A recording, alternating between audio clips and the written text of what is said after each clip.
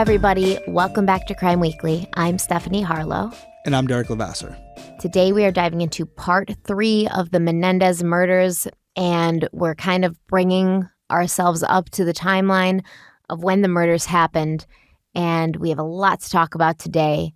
There's going to be a lot of testimony from Erik and Lyle because, honestly, when we're talking about their experiences of this alleged abuse, it is best to have them talk about it in their own words. It is their story, it is their words, and I think that's the best way to do it. But I do know that we have a very special, exciting announcement to share with our Crime Weekly followers, and we're gonna talk about it right now. We're gonna talk about it right now. You can tell we're both wearing our Criminal Coffee t-shirts. That's by design. It's been a long time. It's overdue. Appreciate it. It wasn't actually by design for me. I wear my Criminal Coffee t-shirts every day. You do wear them a lot. Every time I see you got a Criminal. Not a bad thing. You're repping the brand. They're so soft and so just the perfect weight. Not too hot, not too cold. Hey, we're not pushing merch tonight. We don't have to push merch. I know. Tonight. I'm just saying. I'm not pushing it. I love it. But we are pushing Criminal Coffee. Yeah. And decaf is here, guys. Decaf is finally here. I've gotten so many emails from everyone regarding decaf. Not as many as I did for K-Cups, but definitely a lot. So if you go over to criminalcoffeeco.com right now, you will see our new character, Helen, and we're calling this roast the Stealth Roast. And that's for a couple reasons. Obviously, the stealthiness of, if you want to call it that, of decaffeination and not because it tastes like right. It coffee, still tastes just as good, but it's decaffeinated. So, and we spent a lot of time on this. So I'll let Stephanie dive into the character. But as far as the decaffeination process itself, I didn't know a lot about it initially. And then as I was going through it, trying to select the perfect roast for Criminal Coffee, I found out there were different processes to it. And there are people who are very cognizant about this as far as using chemicals as opposed to just an all water method. And I'm happy to report that we're using this is a top secret all water method developed. And I want to make sure I'm saying this right. The Decaffeinators Mexicanos. This is out of Veracruz, Mexico. They've created this process. It's supposedly one of the best and obviously the safest because, again, it's all water. So there's a couple other scientific facts about it. Stephanie, you want to talk about that? You want me to talk about it? I think it's awesome that they use a top secret all water method because it's perfect for Criminal Coffee. Top secret. And you guys can look them up. They're it's a real thing. They're not messing around over there in Veracruz, Mexico. Yeah, they're not. And so what they do is they put unroasted green coffee and they soak it in water. This causes the caffeine and the flavor components to dissolve. They then filter that through a special charcoal filter that traps the caffeine molecules and it allows the flavor components to flow through. This removes 97% of the caffeine in the process. We think that as far as decaf goes, I mean, I tasted it and it doesn't taste like decaf. I couldn't ever say that any coffee tastes like decaf because I don't drink decaf coffee, but I did drink it not knowing it was decaf because it was sort of a blind test and I couldn't tell the difference. It just tasted like really good coffee because it is really good coffee. It's got this really chocolate nutty kind of finish. It's silky. It's sweet. It's very well balanced, not bitter at all, which probably has a lot to do with this top secret filtration method that they've come up with. It's a really well balanced cup of coffee, and like Helen, is a well balanced kind of character. And I definitely want to talk about the character because there's a lot to go into there, but also, this will be our darkest roast. Mm-hmm. Some of you have said you wanted something darker. This is going to be it. If you've seen the bags before, they have the magnifying glass. We have Undercover Roast. We have Rogue Roast, which is medium. Alias, which was our darkest. This will now be our darkest roast. So you also have that as well. If you're someone who's looking for a darker roast, you have that. But you were mentioning Helen. And I think it's important to talk about the character because she's now joining the Criminal Coffee universe. She will be one of the main characters. So what should people know about Helen? What's something they should take away from this? Obviously, they can go read her bio right now, but just the overview. And I was going to say that you can go to criminalcoffeeco.com, read Helen's full bio. But basically, Helen was born and grew up in Garland Grove. And as most people in Garland Grove, she saw violence everywhere she looked. And she kind of kept on the straight and narrow path. She stayed in school. She just tried to do well, but she had a lot of issues at home. And she kind of just grew up knowing that she wanted to do good for the world because there wasn't enough of that. So she went to medical school and she became a doctor. And obviously, as most doctors do, she survived on caffeine and commitment to her family, including her fiance, Sam. Who else has a partner named Sam in real life? Well, our editor, Shannon, who the character of Helen is based off Shout of. out Shannon. Yeah. If you've seen Shannon, and some of you have had the opportunity to meet her and meet Sam, the character looks a lot like her. And we wanted that, and we asked Shannon for her permission to do so, and she was down with it. And so, yeah, we tried to incorporate people in our lives, and Shannon's a huge part of Crime Weekly, so what better person than her? And yeah, and that was the other element to stealth, right? Like, you'll find out when you start to read Helen's description, and then also her first incorporation into the first development of her story and how she interacts with Chase, actually, that not only is the coffee stealth, but also her role in the world as kind of one of her skill sets as being stealthy and kind of going under the radar. So yes, she practices general medicine, but she also has skills in stealth and perception. So these are skill sets that are going to come in handy as our story progresses. So there's a lot of different elements going on there, a lot of little Easter eggs that you can pick up. And the only way to do that is to head on over to criminalcoffeeco.com. Go read the stories. Go get your decaffeinated coffee if that's what you're into. And let us know what you think. That's really all. I think that's basically our plug. We took about 4 or 5 minutes there. So I think we're good, right? And the decaf's available right now. Right now. The only thing I will say is you'll see that the K-Cups are not available yet. They're coming. I already ordered the boxes for them and the lids, but it takes a lot longer. You guys have waited long enough.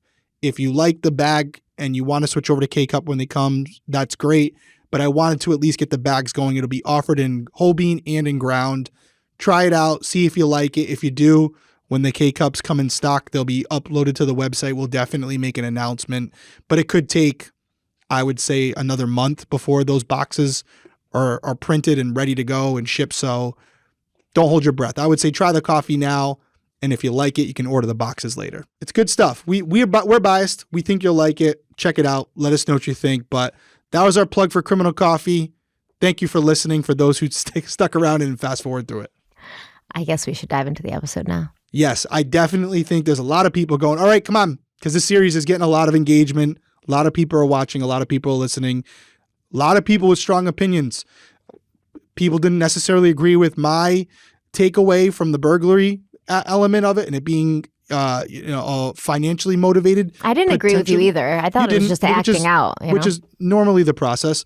But overall, I think that's what's good about it, because there were people in the comments, not as many, who do agree with that. So I think that's where we're going to come together. We're going through the exposition. I think the fact that a lot of people feel that maybe they should be out goes to show the type of story how good we're doing building the case for them initially. And then when we get to the facts of the case, maybe you'll feel differently, maybe you won't, but you'll develop an educated opinion, and whatever conclusion you come to, nobody can knock you for it because it's not without fact. So, whatever your opinion is, got to respect it, and we can all have discourse respectfully and amicably, right? Stephanie, I would hope so. Sometimes. Let's get into this week's episode. We got a lot to cover. Like you said, a lot of B-roll. I can see it here right now. Mm-hmm. So this episode, as a heads up, it does discuss alleged sexual abuse against children. And I know that this can be a triggering topic for many, but if you're watching this series, you kind of already know that it was coming. So hopefully you've prepared for it. And I want to talk a little bit about intrafamilial sexual abuse, because that refers to abuse that happens within the family unit. And according to the National Child Traumatic Stress Network, this is far more common than we would like to think, because more than half of all children who are sexually abused suffer this at the hands of a parent or other relative. And that actually makes sense, because it's the same thing for abductions. We talk about it all the time. Stranger abductions are actually very rare as opposed to familial abductions.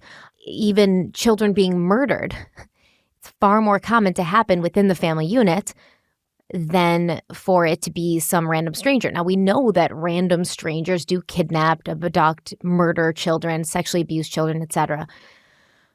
But when you look at the statistics, it's just far more common that it's going to be somebody closer to home. And so although we look at this story that the Menendez brothers are telling and we're shocked and we're horrified and we're like, oh my God, this is so hard to believe. It's actually not hard to believe at all because it's quite common.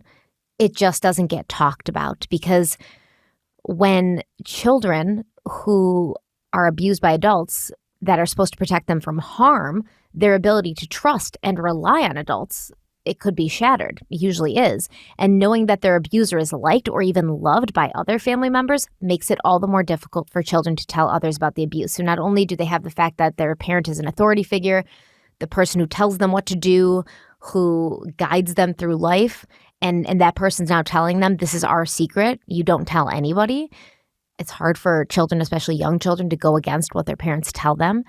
But now you have the fact that you look around your family, even your extended family, and they all seem to like and respect this person who's harming you. So you feel like you're the one who is wrong, that you somehow caused this, or it's completely normal and fine. And the fact that you feel bad or wrong about it means that you're the one that's not on the right page. As a child, that's how they feel. Children who have been abused by a family member are more likely to blame themselves. And as a result, it can often take victims weeks, months, sometimes even years to let anyone know what happened, and even longer to reveal details. Additionally, children from cultures that frown on talking about sex or sexuality may be even more reluctant to speak up.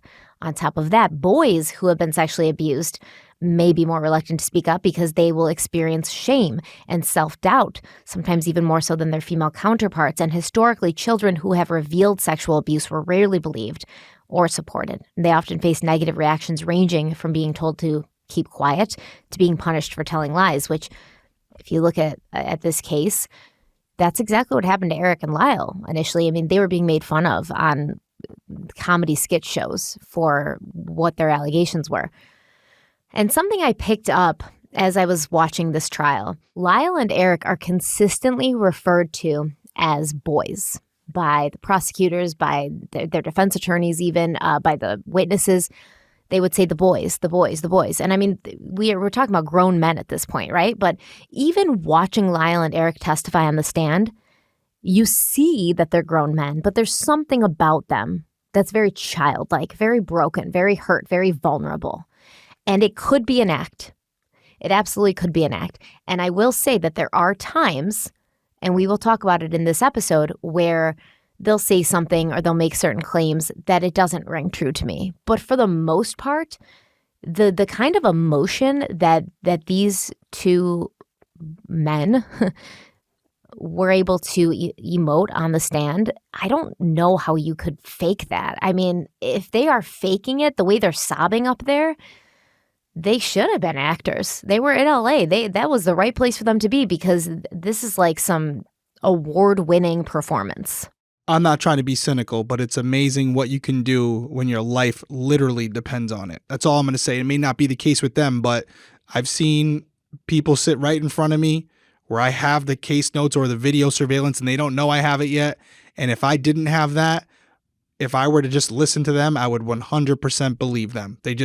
I know, but I'm talking about like the kind of like the crying, just the way that it's like so raw. And it's like there's a difference between like shedding tears and being like racked with grief. Right. You know, and I see that difference in them. But once again, that's why I'm interested to watch it. And I know that some of you have said, hey, listen, we like when you just give a synopsis or a summary of what was said at court and you keep it more in the moment between you two. This is not one of those cases you can do that. When we're talking about such serious allegations, you need to hear from the source. You need to see it with your own eyes. You need to listen with your own ears. There's no way we can articulate or relay the feelings and emotions that they had when saying those words that we would just quote unquote summarize that's going to do it justice. And for me, I've never seen this part of it. I've never seen any of it before. I really want to listen and watch them as an investigator, because let's get right to the meat and potatoes here. We're talking about a situation where there are people, including myself, who are questioning whether or not they brought all of this up to justify their actions. Point blank, period. So I'm trying to read between the lines to see if I believe them or not.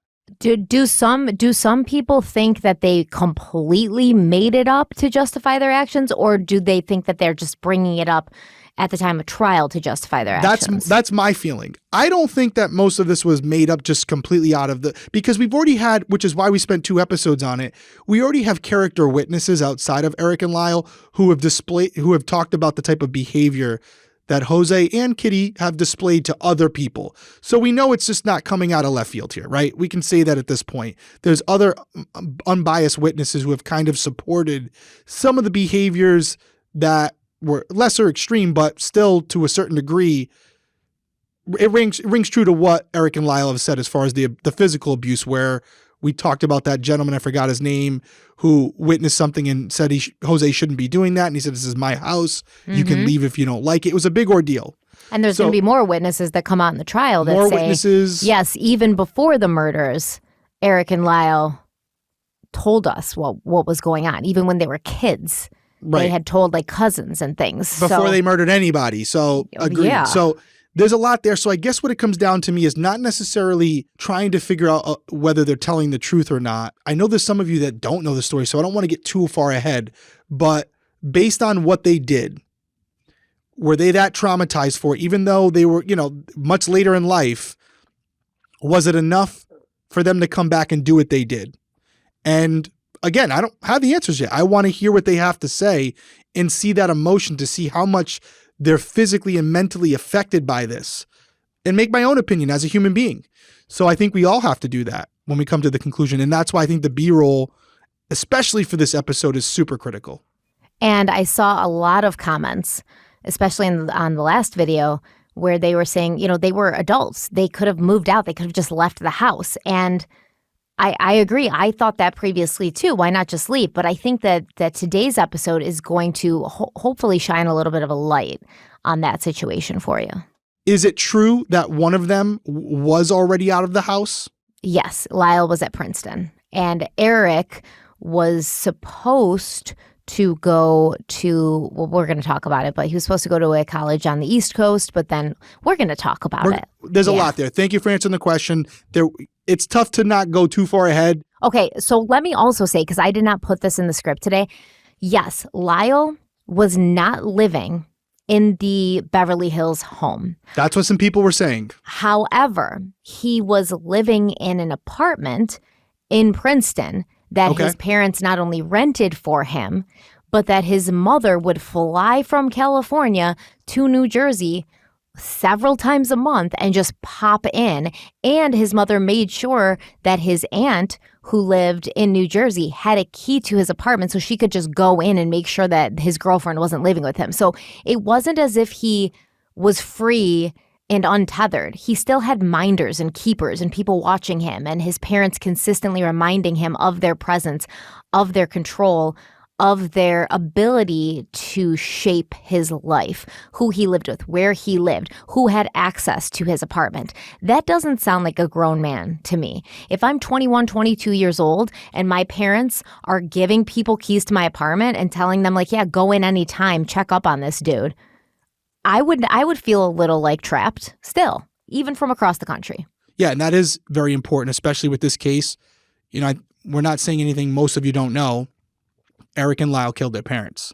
And the question is why? And what Stephanie just discussed, what we're going to discuss tonight, is a lot of what the defense is going to be surrounded about and what they're going to justify for their action. So we really got to get into it. We really got to talk about it. And I'm looking forward to it. This was the episode that I was probably the most intrigued by, to hear from their lips what their perception was of this whole incident and how much I can tell, at least from a trial, how much they were affected by it.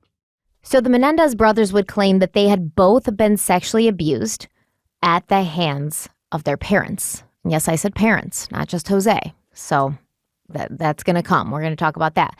For Erik, it had started at the age of 6 and allegedly had gone on until he and his brother took their parents' lives, a total of 12 years.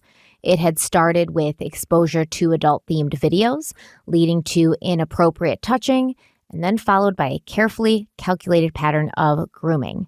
Jose began taking pictures of his sons naked from a very young age, something they never even knew about until after they were arrested and these pictures were found. Do you recall when it was that you first saw or shown that naked photograph of yourself? Just before I got to court. Was while you'd been in jail? Yes. How long, from the time you were 6 when you say your father started to molest you, how long did that go on? 12 years. And were there episodes of sexual activity with your father over that last summer? Yes. Over the course of the 12 years, did the type of sexual activity that your father engaged in with you vary and change? Yes. Were there patterns to the behavior so that there were actually different kinds of sexual incidents with your father? Yes.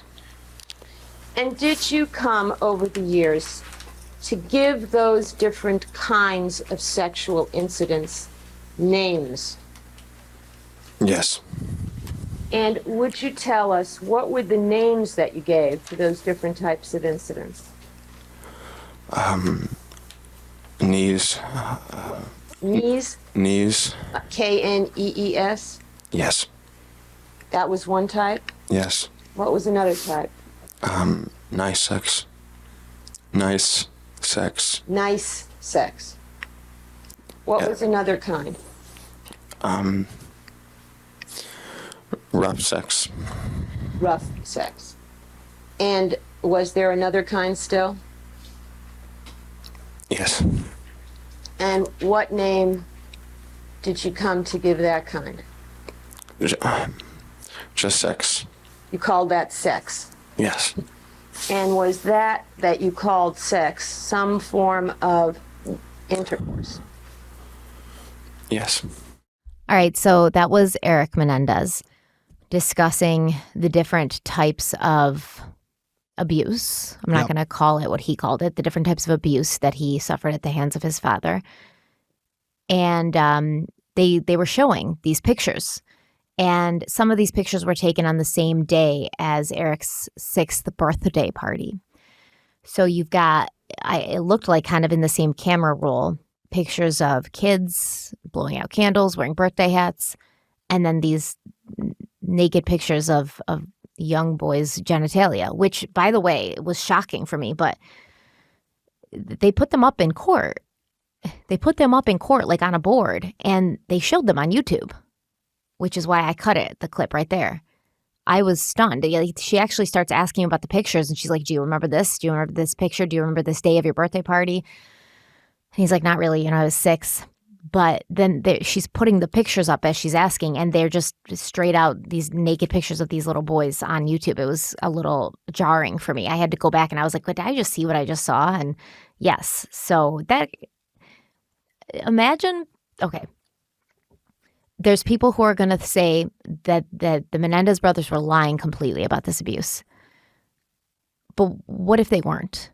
So imagine that you not only lived through that, but now you're sitting in court as a grown adult, and these pictures are being put up, not only for everybody in the courtroom to see, but for everybody in the world to see, because these trials were televised, and now obviously they're on YouTube forever and ever and ever. Imagine the trauma upon trauma upon trauma that's building as this is happening. It's like you're being re-victimized, and there's no private spot in your life for you to go now. Everybody can see everything. Everybody knows everything. It's hard to really comprehend. I have a couple things to say. So first, let me address what you did, and I'm going the other side to it here, because I kind of personally feel this way. I'm not just doing it to be devil's advocate. I agree with everything you said, and I'm not just saying that to soften my stance here. Agree with everything you said. It's terrible to see that. And I'm going to talk about, not in, specifically, but what we just saw in that video, because that's my first time seeing it. But I will just say this as a counterpoint. None of that would be up for everyone's public consumption if they didn't murder their parents. They're in this position because of their own actions. That's all I'll say. They wouldn't be out there for everyone to see if they hadn't killed their parents. Now, it doesn't change what you said. Two things can be true, and I definitely agree with what you said. But I just want to, where my lack of sympathy comes from, I guess maybe I'm wrong for it. Maybe I'm going to get killed in the comments, but I'm just being honest. That's all for that. But as far as what I just saw, hard to watch. And I'll tell you why it's hard to watch for a couple reasons. I believe him, first and foremost.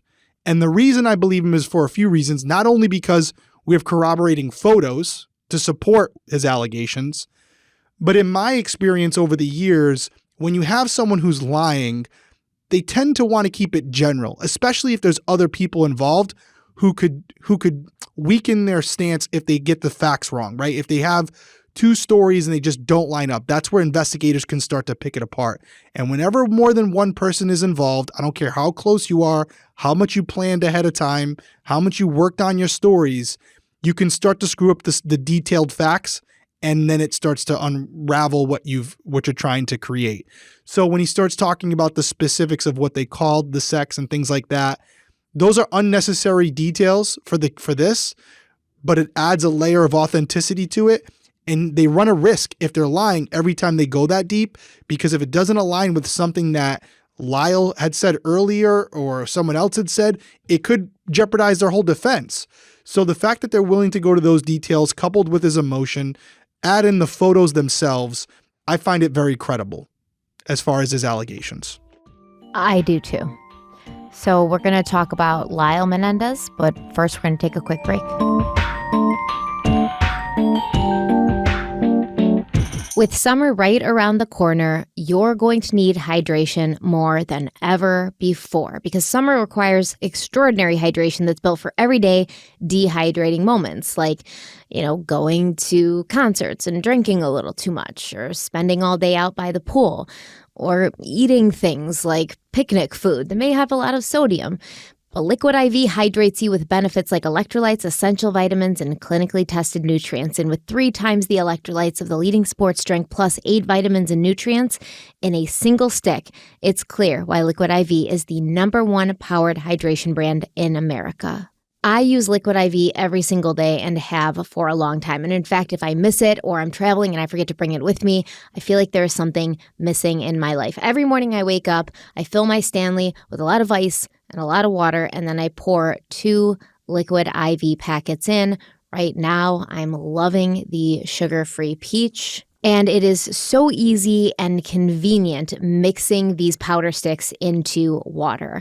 And they taste so good. So not only are you getting hydrated faster than you would with water alone, but the experience is enjoyable, which is what I love about it. I love how it tastes, and it doesn't taste bad. And it makes drinking water for me a lot easier because I don't like plain water. I think it's boring, but I also want something that's good for me and not adding a ton of sugar.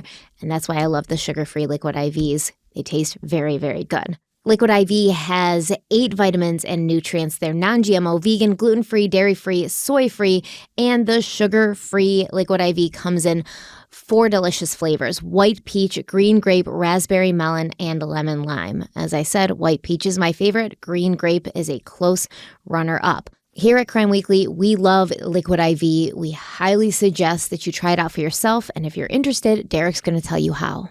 Yeah, and I know I mentioned this last time, but Liquid IV also has kids packets, and they offer different flavors like cotton candy, tropical punch, and crisp apple. My kids love them. They're all drinking them now. They got sick. I got them on Liquid IV then. Now they're healthy again, and they're staying on them because they just enjoy the flavor. So turn your ordinary water into extraordinary hydration with Liquid IV. Get 20% off your first order of Liquid IV when you go to liquidiv.com and use our code Crime Weekly at checkout. One more time, that's 20% off your first order when you shop Better Hydration today using promo code Crime Weekly, that's all one word, at liquidiv.com.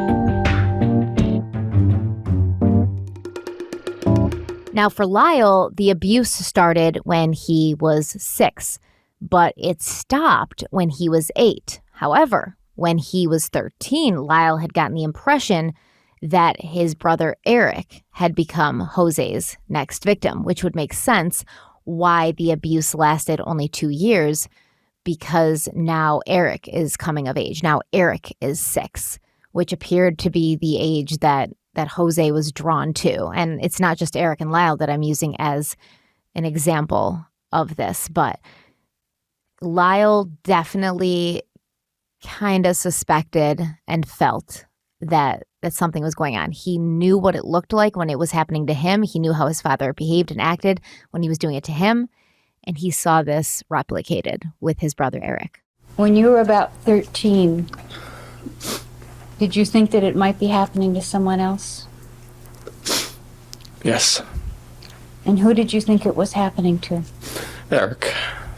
And did you do something about it? Yes. What did you do? I talked to my dad. What did you say to your dad? I told him that I knew what was going on with him and Erik, and I heard noises, and that I wanted him to leave Erik alone. And what did he say to you? He told me that Erik was that Erik made things up sometimes, but that it would stop, and we should keep it just between us, or he'd kill me. Did you ever tell anybody what you thought was going on? No, I told him I would never tell anybody. I just wanted to stop. Yeah, that's tough to watch. I mean, short answer, could someone fake that? Of course. But that doesn't seem like that's someone who's making that up. It sounds like they're reliving that memory and having some regret about maybe not acting further to protect their little brother. He was 13. What's he going to do? So, yeah, it's very believable. That's, I mean, to put it out there, it's very believable. But I agree with you. It doesn't matter that he's 13, because now he's a grown man and he's thinking about being 13, but from the mind of a grown man, and he's thinking I could have done more, because that guilt, that shame, that's the common thing to feel. You feel shame because it happened to you, and you feel guilt because it happened to somebody else and you didn't stop it. It's very traumatic. I mean, it's common too, even on a lesser extreme. Like, how I can tell you myself, like, there's been regrets that I've had that as a kid or even as an adult, whether it was with my dog or, could I have done more, where you start to think about it and you cry over it. You get emotional about it because it's to you, it's right there, that it brings up all those memories, all those emotions you had at the time, and it can affect you. And having this in a courtroom where he's looking, I believe his brother was in the same courtroom with him at that time, right? Or was he? Yes, he so was. He's looking at his brother. There's a lot going on. And again, very believable.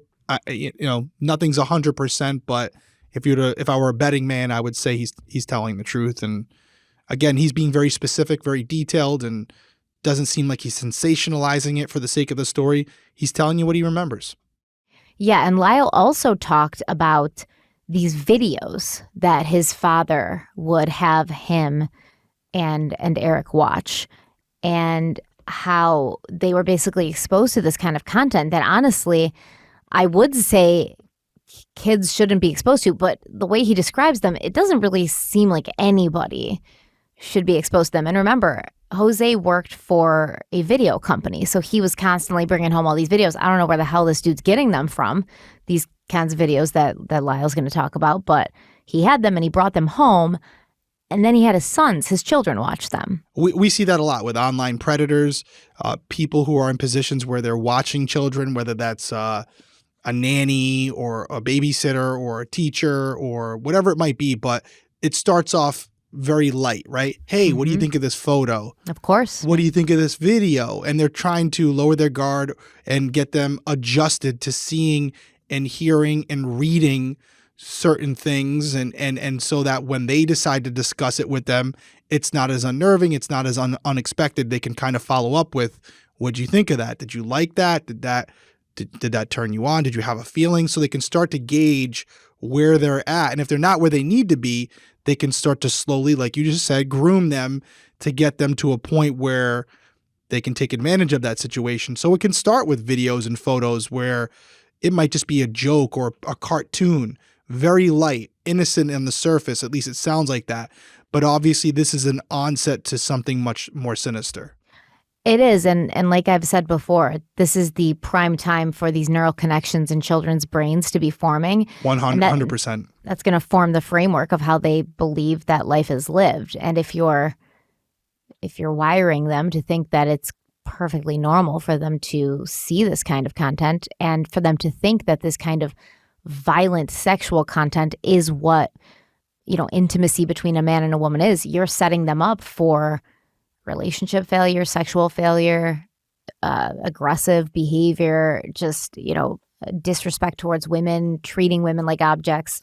You're spoiling them not only for themselves, but for everyone around them. You're basically taking away any chance that your kids have to be happy, healthy, and normally functioning. Mm-hmm. So I've had this happen in interrogations with child molesters where it's almost like a way of disguising what they want to do and almost like setting up a defense in the future, where I'll say to them, did you watch porn in front of her?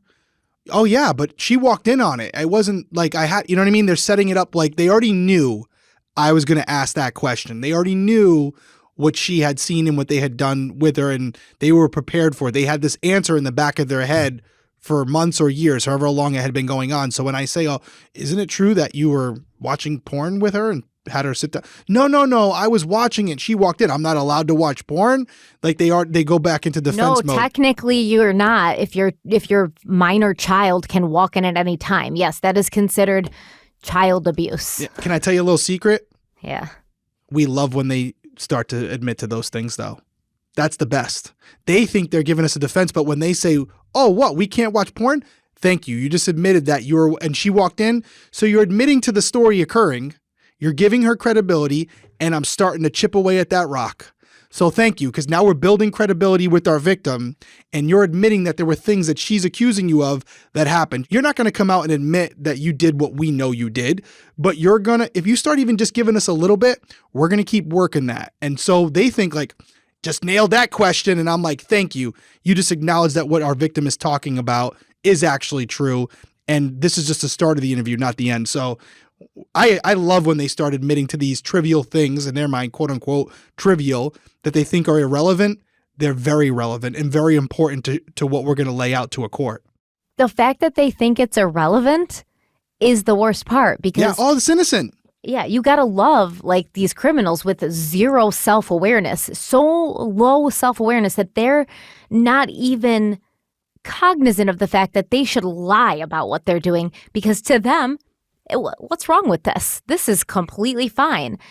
And that whole standard of thought is a danger to a child. So exactly, you've revealed yourself to be somebody who's depraved and probably not okay to be around a minor. No, of course not. No, it is great though when they start to admit, oh yeah, that happened, and then I can start to pick apart their excuse for it with other. But didn't this happen? Oh, by the way, wasn't it the middle of the day? Was that when you start to break down that alibi, if you will, the reasoning behind it, and then you start to discredit it. So it's like, thank you for opening the door.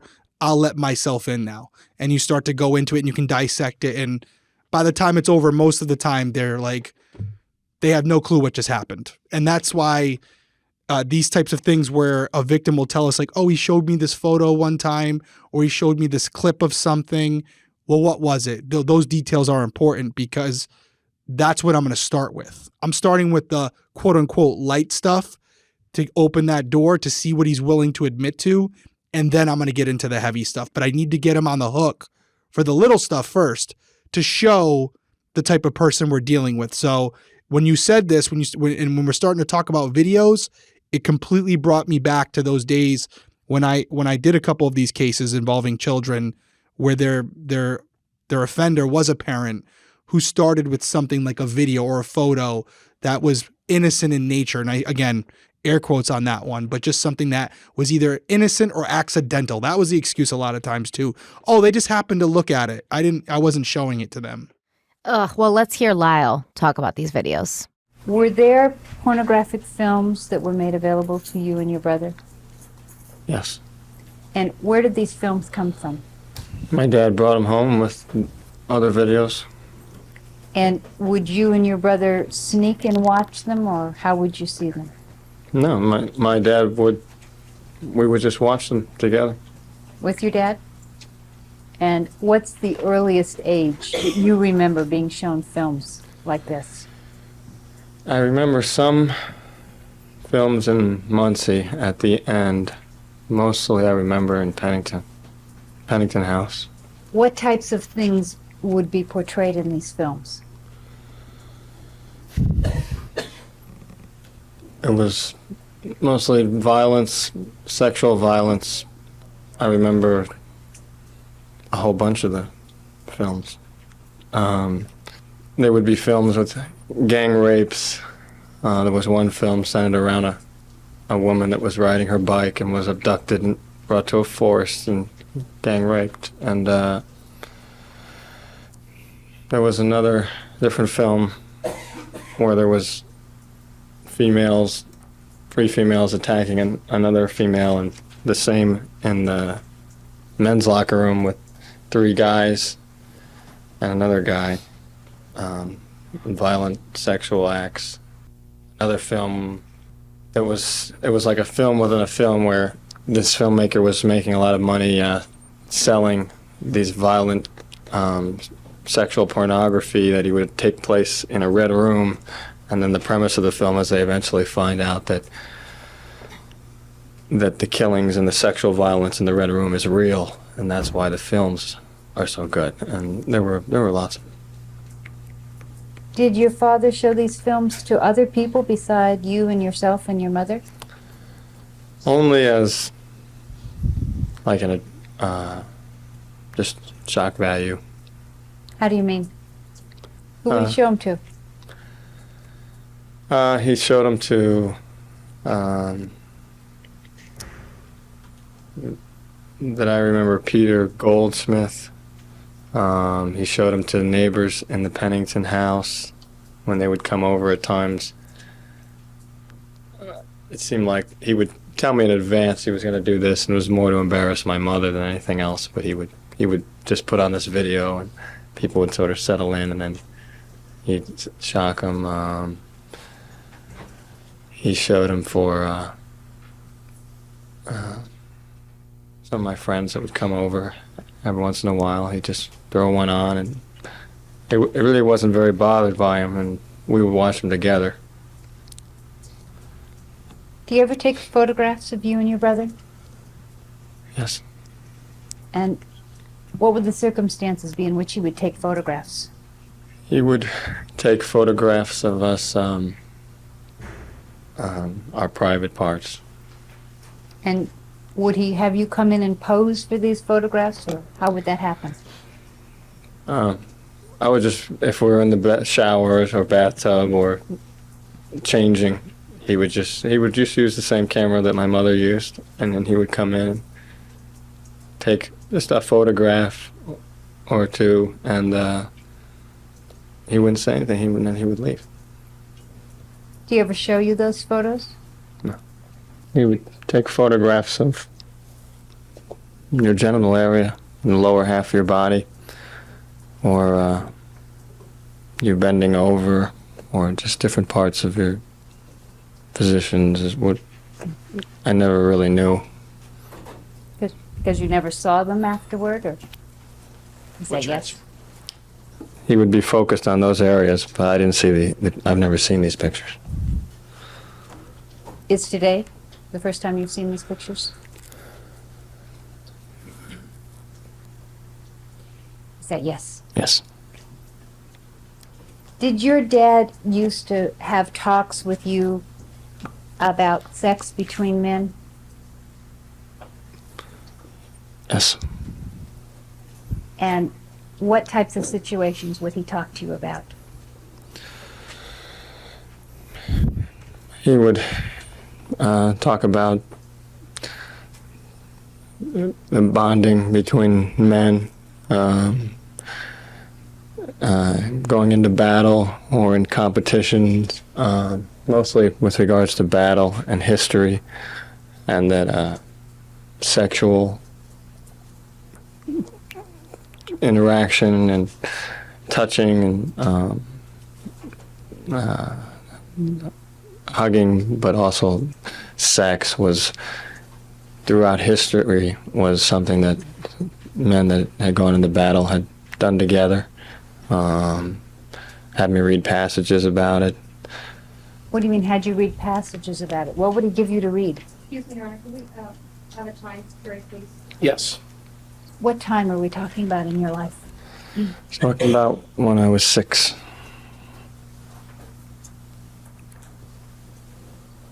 What would he have you read? He had history books with passages outlined, various battles and strategy, but in terms of on this subject, there would be particular passages about Greeks, soldiers having had sex with each other before they went into battle as a way of bonding with each other so they have a stronger connection. And he would talk about the same thing with regards to sports and he and I. And did he talk about fathers and their firstborn sons in this regard?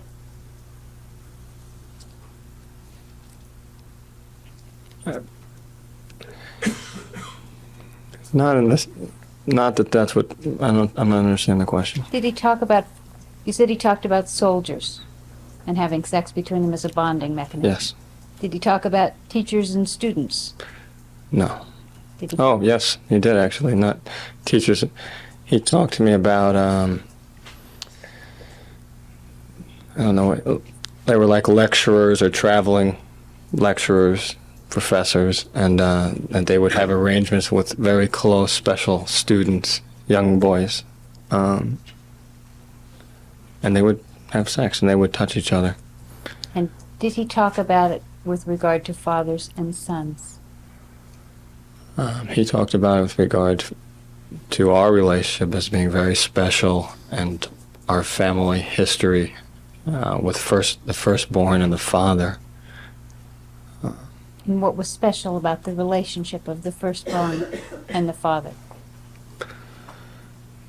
That it was special, and that that was really all that mattered, was the firstborn, and that the sons should do what the fathers say, and then they grow up and they become like the father, and the father teaches them and molds them, and someday me and my son do the same. And between the ages of 6 and 8, did your father have sexual contact with you? Yes. And how did it start?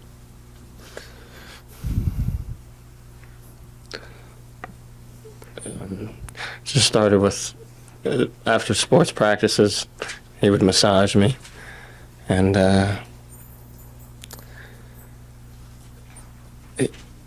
we would have these talks, and he would show me, and he would fondle me, and he would ask me to do the same with him, and I would touch him, and we would undress. Where would this and it take was place? in my bedroom. And how often would this happen? Like 2 or 3 times a week. And for how long did this happen? Not too long. It began to change. When did it begin to change? I'm not sure exactly at what time, but almost close to when I was 7. And how did it change? Just became more involved. What do you mean more involved?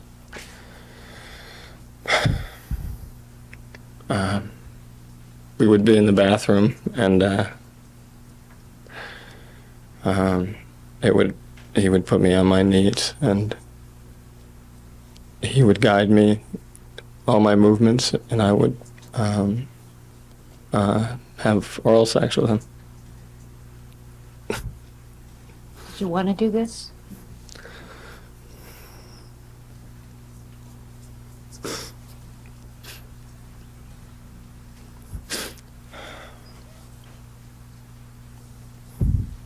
At some point, did he do some other things to you?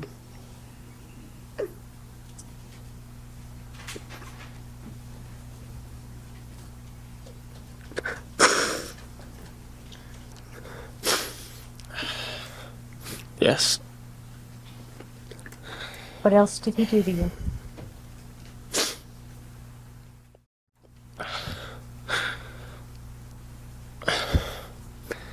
He used objects, What kind of objects?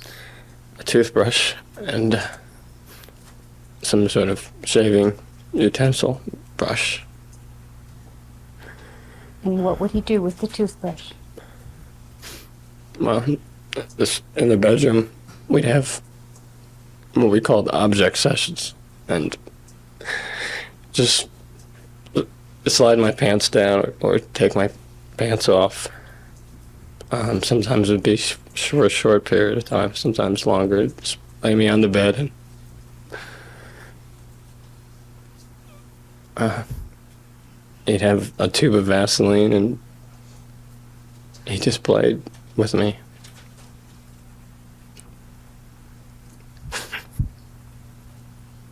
And was there some point in time when he decided to use something besides the toothbrush? Yes. And did he try to anally penetrate you with something else? He did. And what was it? He raped me. Did you cry? Yes. Did you bleed? Yes. Were you scared? Very. Did you ask him not to? Yes. How did you ask him not to? I just told him, I don't.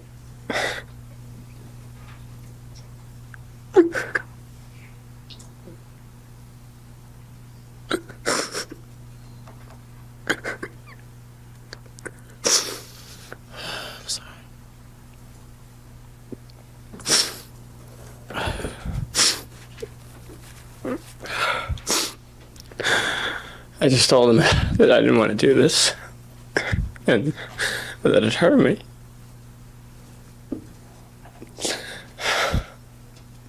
And he said that he didn't mean to hurt me, and he loved me. Was that important to you, that he loved you? Yes, very.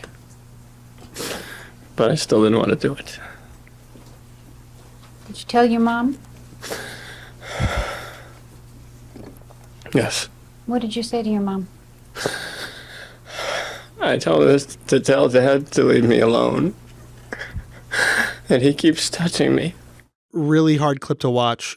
Especially, it's obviously hard to watch Lyle in that condition, talking like that, right? Like at his age now. But it's even harder to watch when you think about the fact that he was a 6 or 7-year-old boy when these incidences were taking place. And I will tell you, I'm not sitting here disagreeing with you or anybody else who's involved in the series now with us. Like, I understand the passion, the frustration, and the anger and the resentment and the feelings towards Jose and Kitty. I'm not saying they're unwarranted. I have said numerous times on the show how I feel about people who hurt or who do anything to children. There's no me getting around that or disputing it, and I'm not backing off of it either. But I'm just trying to separate those emotions from this case and the separation of what happened, and it's a lot, and it's hard to do. But yeah, just watching that clip, extremely difficult to go through, and I'm glad you gave the warning at the top of the show because, you know, that's going to be hard for a lot of people to hear, especially if they have any type of connection. They can connect to what he's saying because of their own personal experiences. And It's just a difficult clip to watch, but I think it goes back to what we said earlier as far as you could summarize what he just said, but would it have the impact on me or on the people watching or listening that seeing it with your own eyes or hearing it with your own ears has? And I think the answer is clearly not. So tough to watch, but I also think necessary when we're really trying to understand what we're dealing with here. The whole story about how Jose would tell him, oh, before, Spartan men went off to battle, they would have sex with little boys to get closer and bond, and then they'd all go off to battle together. And like, one day you'll do this with your son. He's trying to normalize it. He's trying to parallel love with sex and basically make this kid feel like using different sources, this is just what happens. And that's so unsettling to me because that's going to change Lyle's framework forever. And I mean, clearly, how many years later, he's still so affected. I think that it was interesting when Lyle said, he told me if I ever told anybody, he'd kill me. Because we're going to hear this echoed again from Erik. But yeah, there's more, right? Because like I said, it's going to change Lyle's entire framework. And it's not going to take until he's a 20-year-old man shooting his parents with shotguns to see that it changed his framework. That's going to happen a lot earlier, as it does. We are going to talk about that after our next break.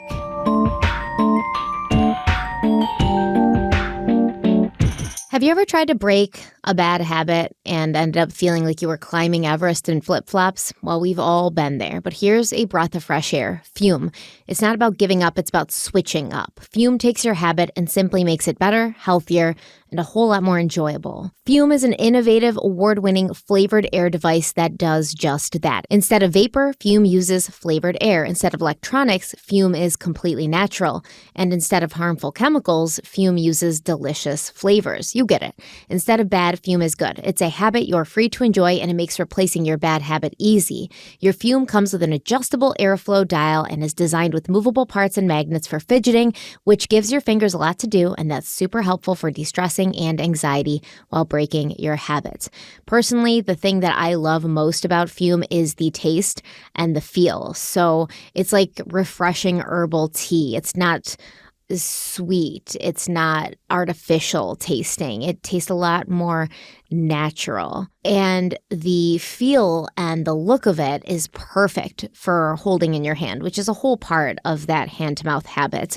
The way it's weighted, perfectly balanced, and extremely fun to fidget with, and how beautiful the real wood and the shape of it are, you just feel cool using it, and it's enjoyable. Plus, Fume's just released a magnetic stand for your Fume, so there's no more losing it around the house, and it is built with fidgeting in mind. You can spin your Fume around on it. I do it all the time. It's right on my desk where I work, and I love it. I think I have more fun actually playing with it than I do inhaling the air. Yeah, I have to agree with you. I actually have mine right here. If you're watching on YouTube, I keep it on my desk. It actually matches my desk too, which I like. But it's got that whole, give you a little ASMR right here. There you go. I really like it. I actually have two flavors on my desk right now too. One, I'm going to throw at you. May not sit with a couple of you, but I'm liking it. Maple pepper. Don't knock it till you try it. That's all I'm going to say. I have tried it. It's cool. It's like sweet and spicy at the same time. Yes, it's an acquired taste, but I actually kind of like it. Okay, so start your year off right with the good habit by going to tryfume.com/crimeweekly and getting the journey pack today. Fume is giving our listeners and viewers of this show 10% off when you use our code CrimeWeekly, that's CrimeWeekly, all one word, to help make starting the good habit that much easier. Go check them out.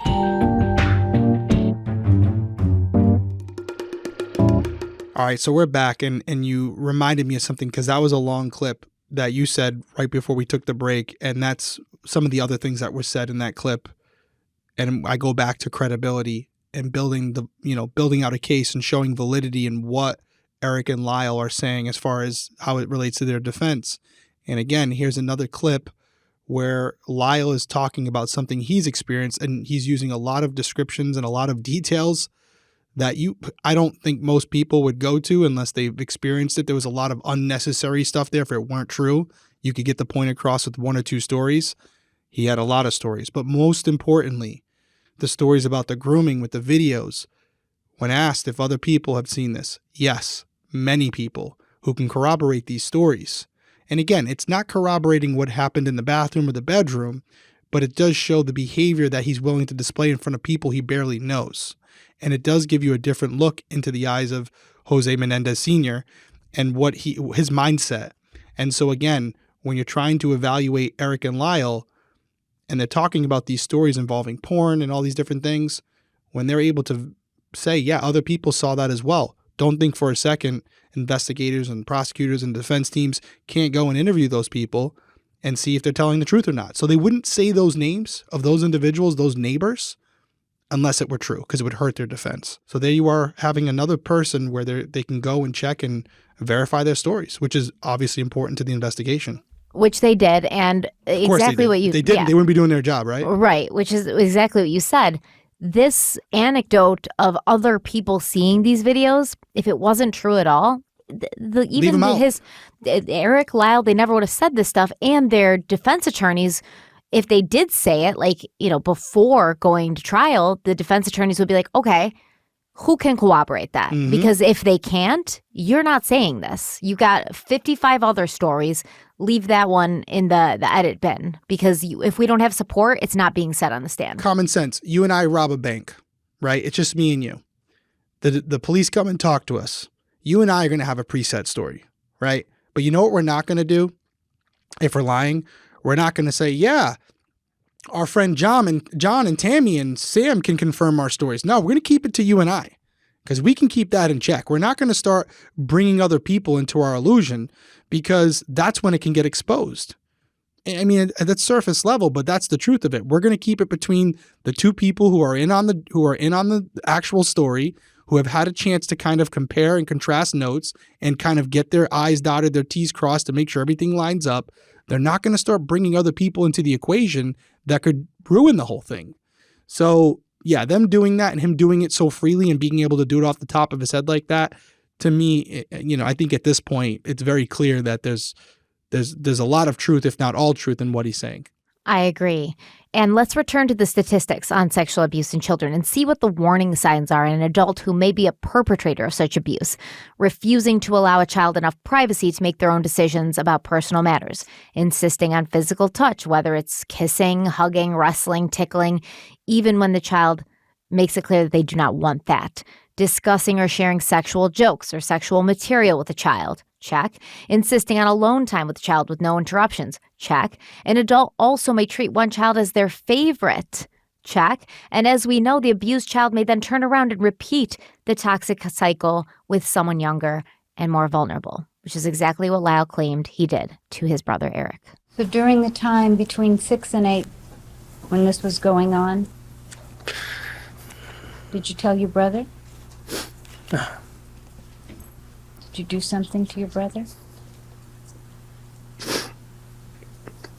Yes. What did you do to your brother?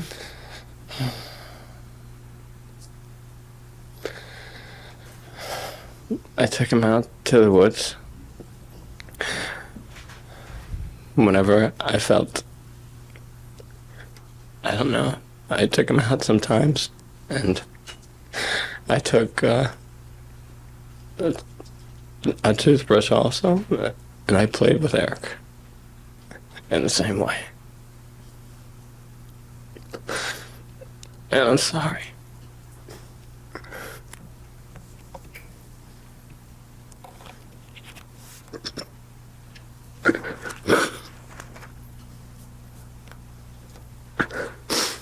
Real quickly, because there was just a lot of crying there. For anybody who's only listening on audio, the camera's on Lyle and he's talking about it, and you can obviously hear how emotional he is.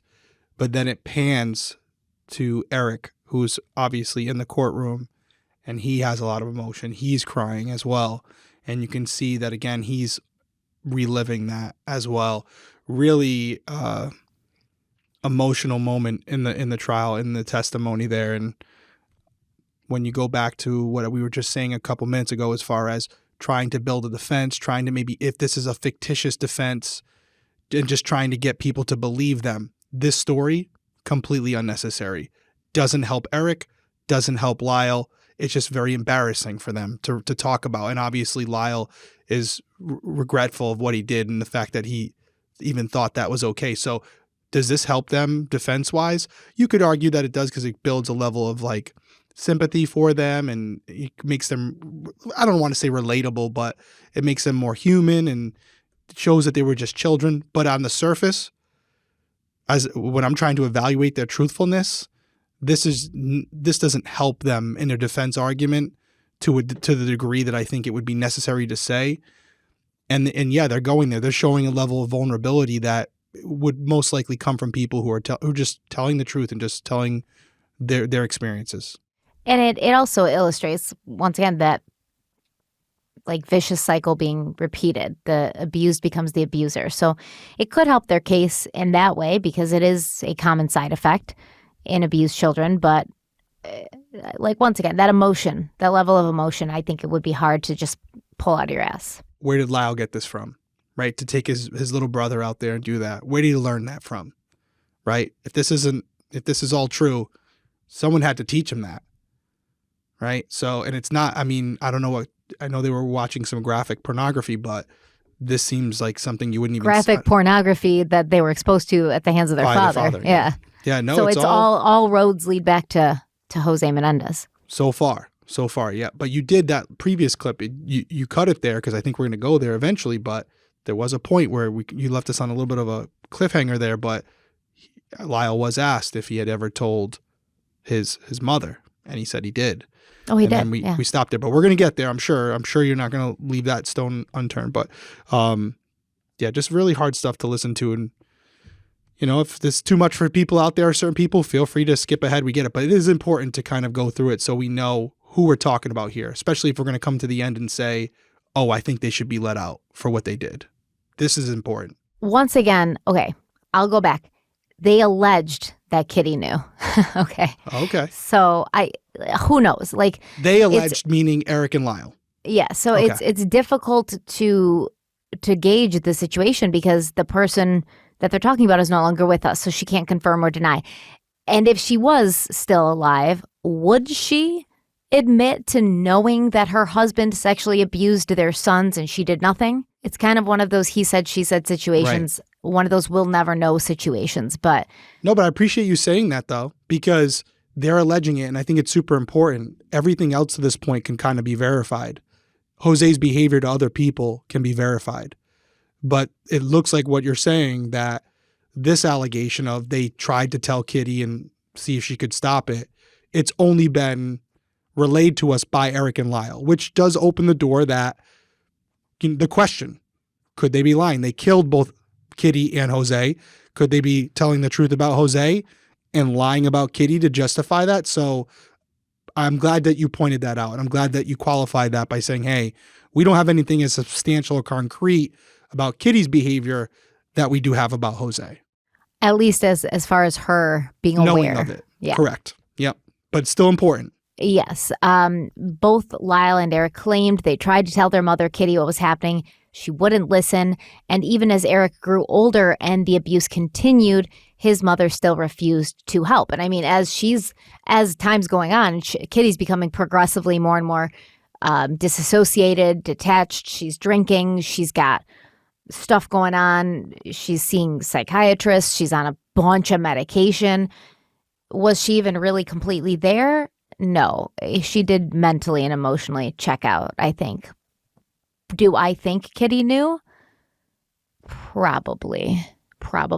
But it may have even been one of those instinctual things. Just like, I live in this house. I know the patterns. I can see changes in my children. I can see that my husband's going into my son's rooms at night and not coming out for an hour and a half. You know, these kinds of things that as a mother, as a wife, as a human being who lives in the house with all of these people, you would notice something was off. And maybe that's one of the reasons she started drinking and started self-medicating and then actually medicating with real antidepressants and anti-anxiety things. Because she just, you know, it was this dichotomy in her head of like what she knew was happening and what she knew was right. And she couldn't really align those two things anymore. And she had to sort of check out. Well, for what it's worth, I believe Lyle. I believe that he did tell Kitty. I think it's a natural thing for a child to do. Is there's two protectors in your life at that point. If you're lucky to have both, you have your mother, you have your father, and you have a situation where if the father is touching you in a certain way or abusing you or hurting you, you go to the other protector because you kind of view those two together. So, hey, mommy, can you tell daddy to stop hurting me or touch whatever? Like it's not even like to get him in trouble. Yeah, because when you're a kid, of course. It's like, just you relay it to her. So, and again, he had some emotion when he said that as well. So at this point, and this is why all the little details are important, because it can go the other way, right? If I'm able to disprove other parts of his stories that may be insignificant, but it just shows that he's embellishing or not telling the truth, then it makes me question everything. But up to this point, it seems like the majority of what he has said can be verified. So I have no reason not to believe him when he says, yeah, I told Kitty as well. And she, I don't know what happened after that. It just, you cut it there, but it doesn't sound like she did anything about it. So if that's true, then obviously it doesn't make her look good. And you could say this is part of the reason that she was brought into what eventually happened, because they felt that she was responsible as well by her just ignorance to it or her pretending like she didn't know. That's by being a bystander. By being a bystander. Yeah, just by being a bystander and being complicit doesn't make you not responsible. No, and Erik, when he's in high school and he's starting to approach college, he knew that his mother, Kitty, wanted nothing more than to get him and his brother off to college and out of the house as soon as possible, which was fine with Erik because that's exactly what he wanted as well.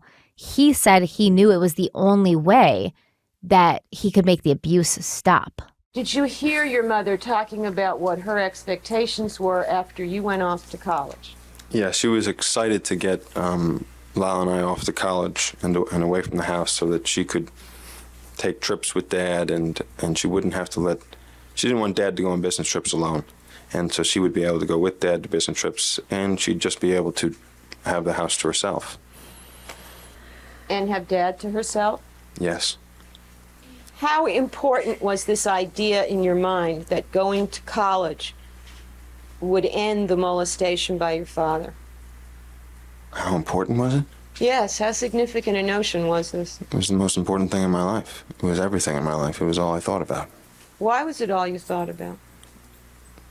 I don't understand. All right. Why was it all I thought about? Yeah. Because it would end the sex, and that's all I thought about. How did you feel at 18 about the fact that your father was having sex with you? I hated it. I hated it. I hated it. What did you think your options were with respect to sex with your father? Options? I had no options. Well, let me ask you this. Did you, over the course of the preceding 3 years, ever consider killing yourself? Yes. And what was the reason, as far as you understood it, why you thought about killing yourself? Because it would end the sex. And that's all I wanted. Had you ever tried to end the sex through confrontation or violence against your father? Yes. Yes? You were violent towards your father? No, not violence, no. But I said no to him once. You said no once? Yes. How old were you when you said no? I was 17. Was there a reason that you gave him for saying no? Not that I gave him. Was there a reason, though? Yes. What was the reason? I couldn't take it anymore. I didn't want it anymore, and I was really in a bad state that day, and he just walked in the room, and I said no. Were there certain things or signals that he did when he walked into your room that told you that he wanted sex of some kind? Yes. And did any of those things happen on that day when you said no? Yes. Now, without going into the details of it, on that particular occasion, after you said no, did your father become upset? Yes. And did he do anything violent? Yes. And would you just tell us, not what happened, but just generically, what violent things did he do? He threw me on the bed and went to get a knife and put it at my throat. Put the knife to your throat. Yes. And was there sex with your father that day? Yes. Was it that fourth kind that you called Yes. sex? So Erik is thinking, he's about to go off to college and get away.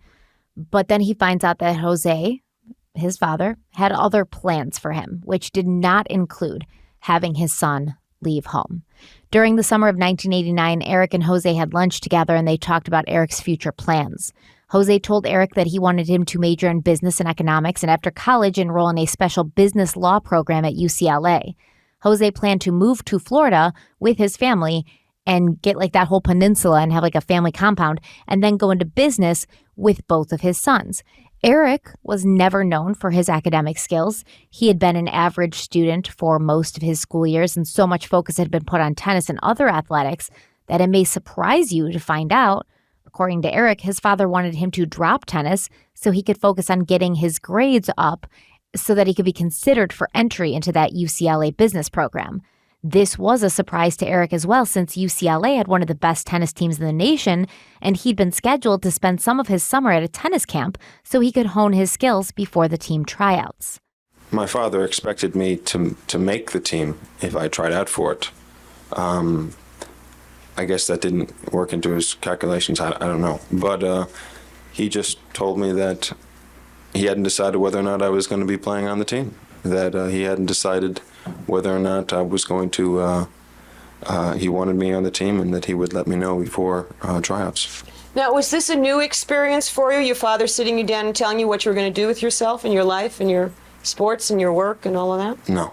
Was this very typical? Yeah, that's what happened. So, did it, however, bother you? In some senses, in some ways. In what way did it bother you? Well, it bothered me because it was a big challenge for me to get on the team. They didn't have a junior varsity team.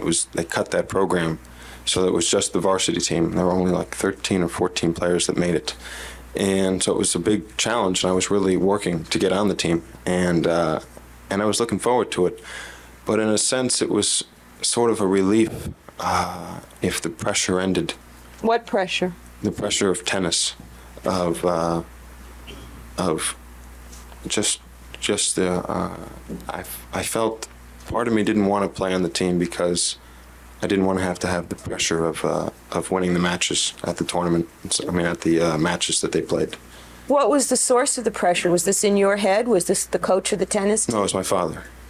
He had all my course sheets lined up on the coffee table and had his writings and his papers. And his papers... What do you mean by his papers? Well, he had, I guess, written out different courses I could take, and then alternative courses to that, and what I would be taking in my second year, and basically how I was going to line up my college years and what courses I was going to take. And did he have some materials from UCLA there that told him what courses were available, what courses were offered? Yeah, he had all the course sheets, all the... I never saw them, so I don't know. But I saw them when I was in that room with him. What do you mean you never saw them? You were going to be the student, weren't you? Yes, I was going to be the student. And no one ever gave them to you to look over? No, my dad had them. And the papers, you say, these are things that had his handwriting on them? No, some had his handwriting on papers, and then the other ones were the UCLA form sheets and course sheets explaining what all the different courses you could take in your first semester, I guess second semester, in your second year, so on. So if this is true, it all illustrates that Jose kept a firm grip on the lives of his sons, not only when they were young children, but even when they grew into young men, which may sort of shine a light on why they didn't just leave, because they felt like they couldn't. They didn't know that they had that option. They were never given that option. Erik couldn't even pick out his own courses for UCLA. He said he never even saw the course selection. His father picked it all out. And also, his father decided what college he was going to go to, what he was going to major in, and where he was going to live. But before we talk about that, let's go to our next break.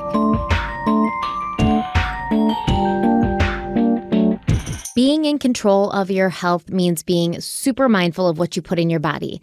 And from food to supplements, I'm always trying to find the best option out there, which is why we at Crime Weekly are so excited to tell you all about Thorne. Thorne takes a personalized, innovative, and scientific approach to health and wellness with their supplements. They manufacture all of their supplements in the U.S. using top-notch ingredients sourced globally, plus they team up with leading medical professionals to bring you highly effective nutritional supplements. And this is actually a really helpful way to know for sure that you're getting good ingredients, because I used to buy all my supplements and vitamins off of Amazon. And it was like reading reviews, and some people would say, oh, these ingredients are great. And then some people in the reviews would say, oh, these ingredients are bad. And you just didn't know. You were always taking a gamble. But with Thorne, it's all laid out for you. Whether it's their B complex, creatine, magnesium citrate, or basic prenatal, Thorne's got all the supplements that you need to help promote and maintain your health goals. I'm big on the B complex and the magnesium citrate. These are both incredibly important things to have in your system. B vitamins and magnesium are really good for mental clarity and, just feeling better in general. They do a lot of things and they affect a lot of different systems. So those are the supplements that I'm taking with Thorne right now. And so far, so good. I really like them because with Thorne, I never have to question what's in each supplement. They go the extra mile when it comes to quality, manufacturing, and ingredients. In fact, they use such thorough testing and a super clean manufacturing process that they've earned some of the highest certifications in the industry. Thorne is not just my go-to. It's trusted by over 5 million customers, 47,000 healthcare professionals, loads of pro athletes, 100 plus pro sports teams, and multiple U.S. national teams. And that's a testament to the quality right there. So if you're interested in working on your health and wellness this year, if you're looking for a place to get vitamins where you know they're sourced from good ingredients, then check out Thorne, and Derek's going to tell you how. That's right. Give your body what it really needs with Thorne. Go to thorne.fit/weekly and use our code weekly for 10% off your first order. That's THORNE.FIT/weekly, code weekly for 10% off your first order. One more time, that's thorne.fit/weekly, code weekly. These statements have not been evaluated by the Food and Drug Administration. This product is not intended to diagnose, treat, cure, or prevent any disease.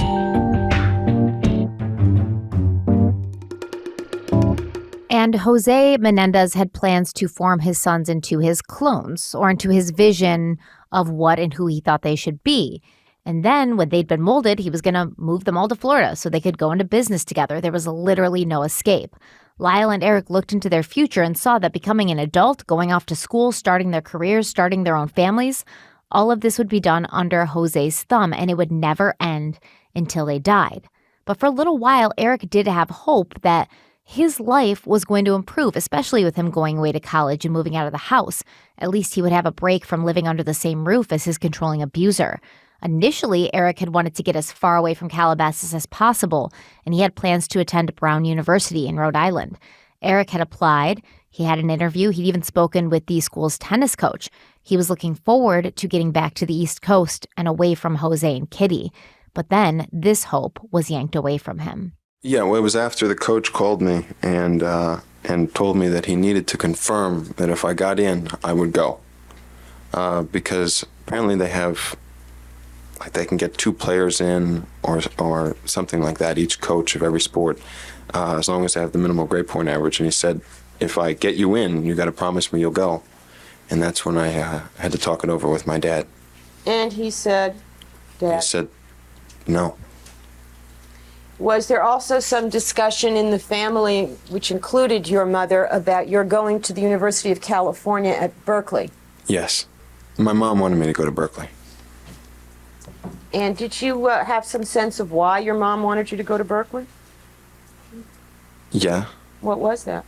She didn't want me around the house. She wanted me to go to far away to Berkeley. She wanted me to go to Brown.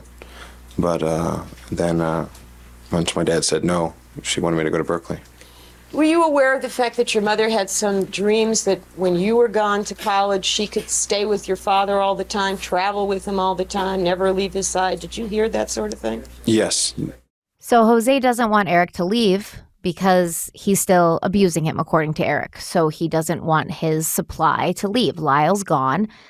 Jose stopped messing with Lyle when he was still a kid, but Erik has been his long-term victim, and he wants to keep him close. Can I say one thing real quick, just because I was I found Lyle very believable. I will say that not a huge difference, but I don't find Erik as believable, or I guess I should say likable. Just again, it doesn't matter. Just saying as like a witness or as a jury member looking at this, his mannerisms are a little harder. Now that could be because he's experienced a lot more abuse than Erik. I mean, there's a lot of justification and at the hands not only of his father but his brother. His brother as well. So I'm not getting into the reasons behind it. I'm just saying on the surface, watching the clips, I just find I find Lyle's statements more impactful. That's all. Yes. And, he's older. He may be more in touch with his emotions. Don't take too much into it. Just my observations. Could feel more comfortable talking about them in front of other people. I don't know. I do wonder, too, if he's speaking to the prosecution here, because that obviously can change the demeanor, too, where when you're talking to your attorney, it's a little softer. It's more softball questions. You kind of have a little bit of preparation. You're not on guard as much. Exactly. Yeah. They're not trying to lead you down the wrong path. If he's talking to the prosecutor here, everything's going to be combative. Everything's going to be defensive because they're not trying to help you out. They're trying to lead you somewhere. You're just trying to figure it out on the go. It'll never be as bad as Wendy Adelson, though. That is true. That is true. She took the cake for talking to the prosecution. Mm-hmm. But it seemed like Jose didn't want Erik at UC Berkeley either. He wanted him close by at UCLA. And even when Erik thought that he would still gain some freedom and independence in space while living in a dorm room on campus, Jose informed him, no, you're not going to live on campus. You're going to be commuting from home. And Jose said it was so that he and Kitty could keep an eye on Erik and make sure he was doing his schoolwork and getting the grades that he would need to be successful after college and in life. But Erik did not think that was the real reason. So things weren't going well for Erik. The future was starting to look pretty bleak, and Lyle wasn't doing much better either. On Tuesday, August 15th, 1989, 5 days before the murders, a heated exchange took place between Lyle and his mother while Jose was on a business trip. Erik had tried to play tennis that morning, but he'd been feeling so depressed and down, he was unable to finish the game. And when he got home, he walked in on the confrontation between his mother and his brother. They come out of a room. They came out of the den. And my mom came out first, and she was yelling, and she was saying, "You don't need it. I don't care. I don't care what you want. You're not having it." And Lyle was right behind her, saying, "Please, please, I need it. It's not that big a deal. It's important to me." Now, at that point, did you have any idea what they were talking about? No, I had no idea what they were talking about. And do you know where you were coming from? I was coming from my car. How typical was it for your mother to be yelling at Lyle? She yelled at Lyle all the time.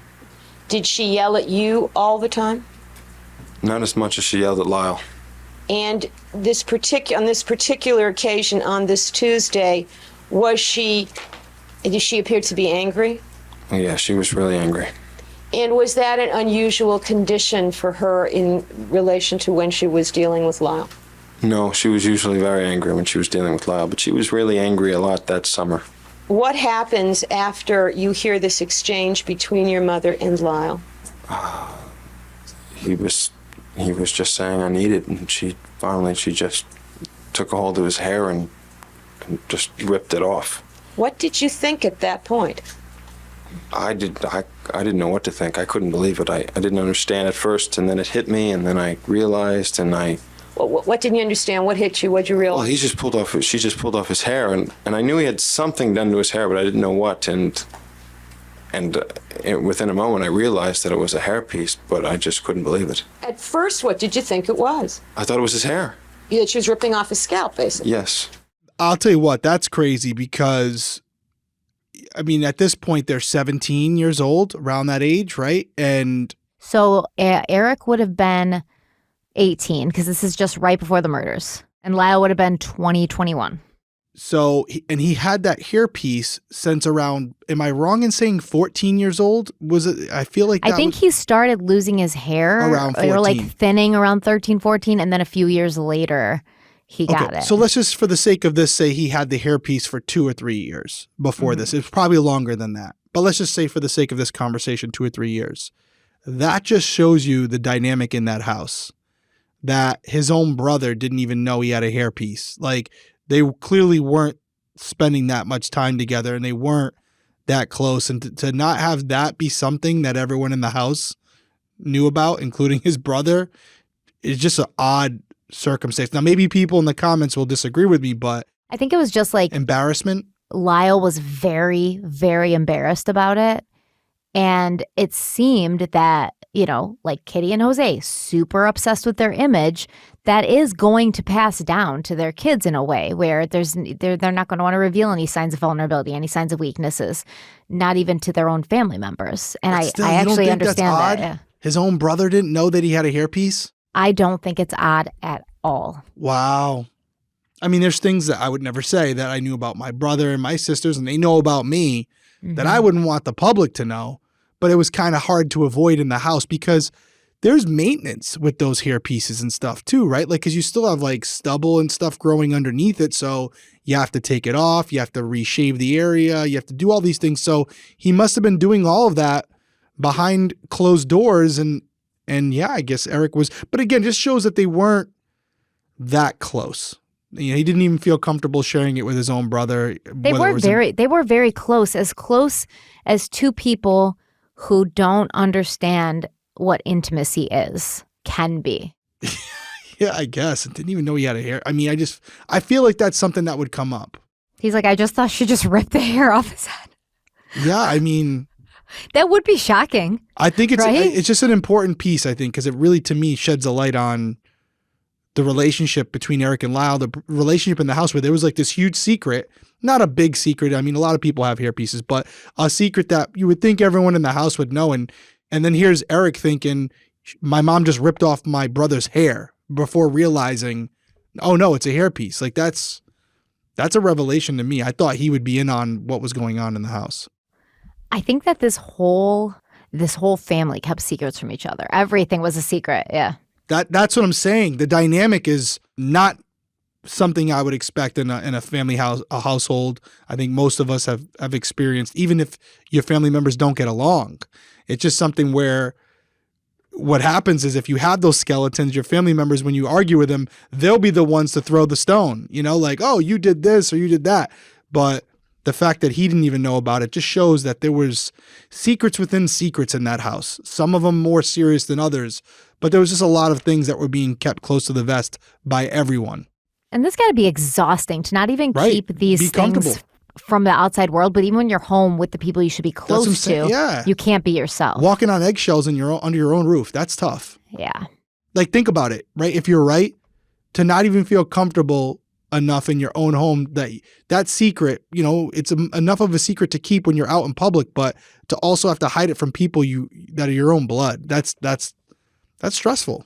That is stressful. And I mean, it makes sense. It does. It does make sense. It makes me sad. But the embarrassment of having his hair pulled off by his mother during an argument was one thing. But when Lyle saw that his brother had witnessed the event, he became even more ashamed. And Lyle would say, quote, Erik didn't know I wore a piece. There were so many things we didn't talk about, end quote. It's a culture of silence. It's a culture of silence that abusers create in their victims, right? No, there you go, though. There was just not a lot of conversation, because if they had been having conversations, they would have discussed probably what was happening with their father as well. Well, Erik attempted to speak to his brother, but with tears stinging in his eyes, Lyle fled the main house and fled to his bedroom in the guest house, where he locked himself in the bathroom to put himself back together, put his hair back on. When he was done, Lyle found Erik sitting in his room wanting to talk to him. According to the brothers, a conversation was had at this point that changed everything forever. Did you have in mind what you were going to talk to him about? Not really, just that, I understood, or I didn't mind that he wore a hairpiece and that I was feeling down too, just to talk to him, to comfort him. You heard your brother testify that you talked to him about how you wanted to be close to him? Yes. And is that what you said? Yes.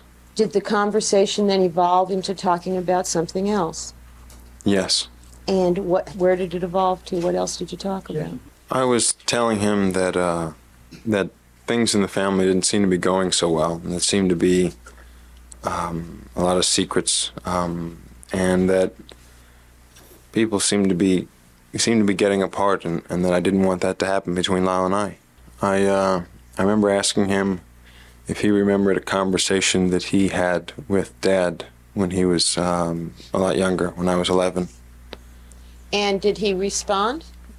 Yeah, he said he didn't know what I was talking about, and I asked him several times if he remembered anything about conversation that he had had with Dad or conversations that he had had with me about things that Dad was doing to me, and he said that he didn't know what I was talking about. So eventually, did you clarify what you were talking about? Yeah. What did you say?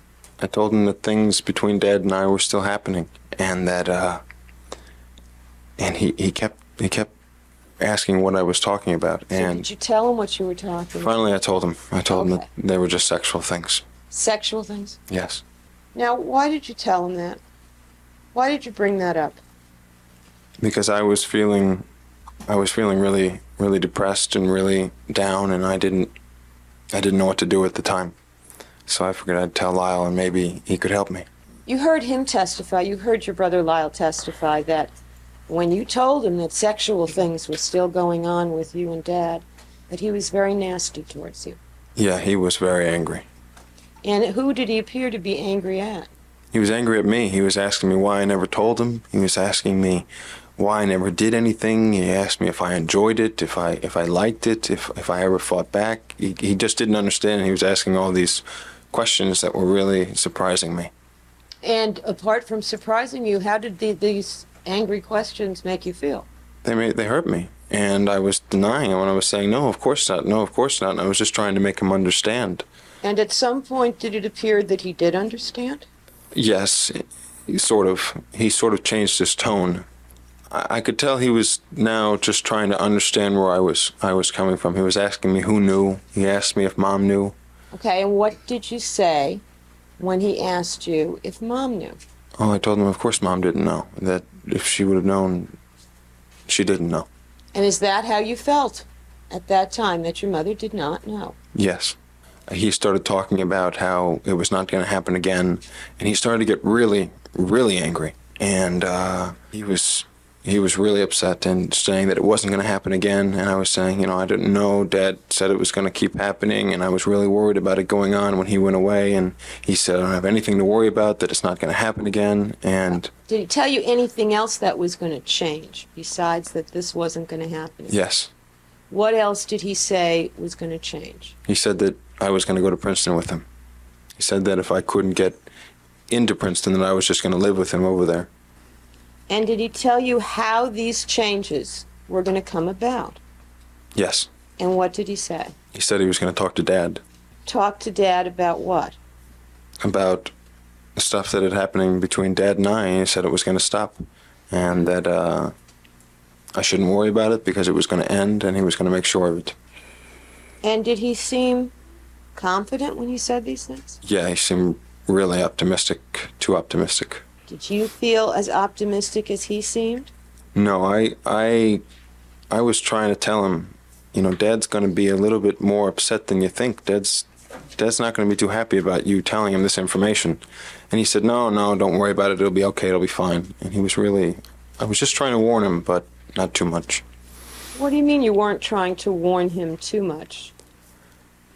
Well, I was really afraid that if I told him all that was happening, that he might not talk to Dad and just leave me there. And so I didn't want him to get worried about it, that Dad might react badly. So I wanted to just tell him that Dad might not like what he's going to tell him. And I wanted Lyle to understand a little bit more, but I didn't quite want to tell him. What was it you didn't want to tell him? Was there something your dad had said to you repeatedly? Yes. I didn't want to tell him that Dad said he would kill me if I ever told anyone, and he was serious, and I just thought it might scare him off. Scare who off? Lyle off. There you go.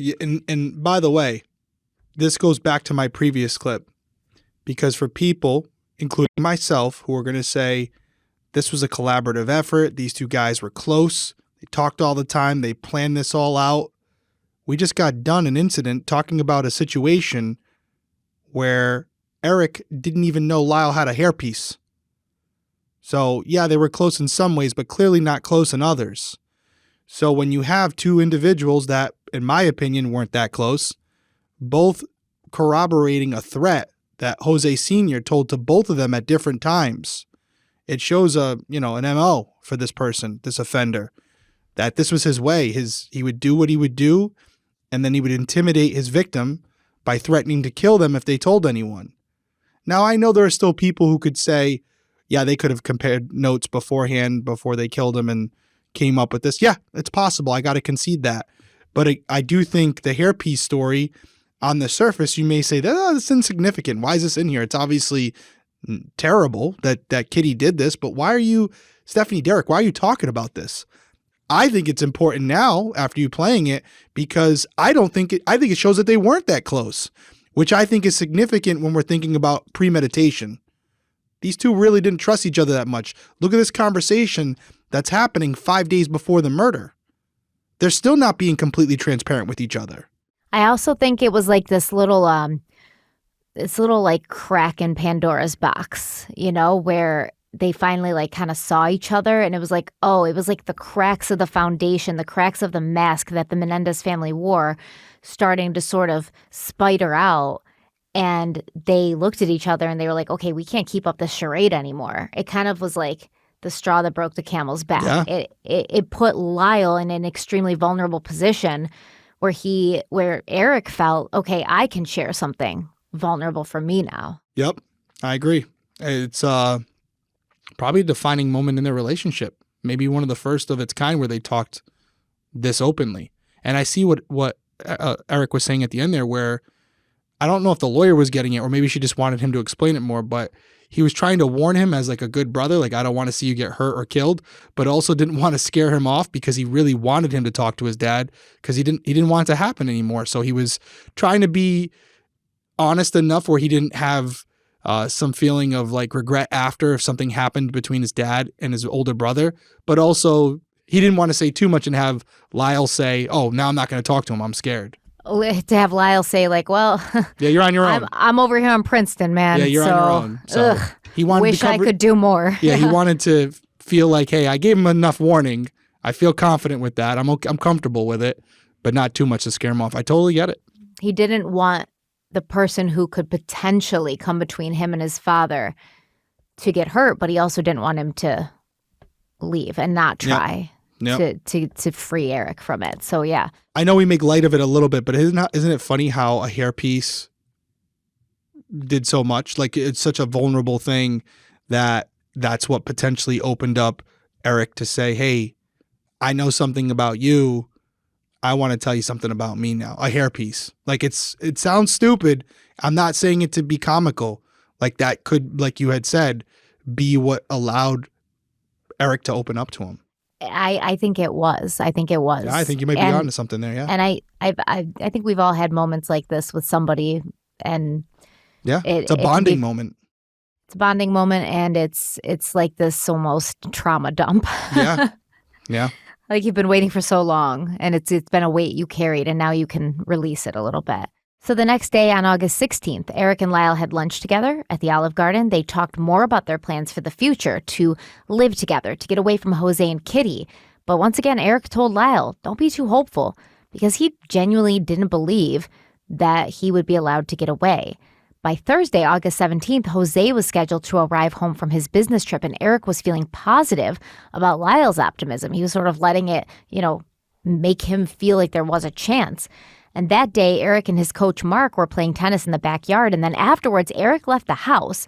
And he left the house because he knew Jose was coming home from the business trip, and Lyle was going to talk to Jose about what he was doing to Erik and basically tell him, like, no more, enough is enough. And so Erik didn't want to be home when that happened, so he left. And then he would keep calling the house, calling Lyle's personal line that went to his bedroom in the guest house, to be like, is dad home yet? Like, did it happen? And Jose's flight had been delayed. So every time Erik called, Lyle was like, no, he's not home yet. No, he's not home yet. Now, by the time Jose came home, it wasn't until after 11 p.m.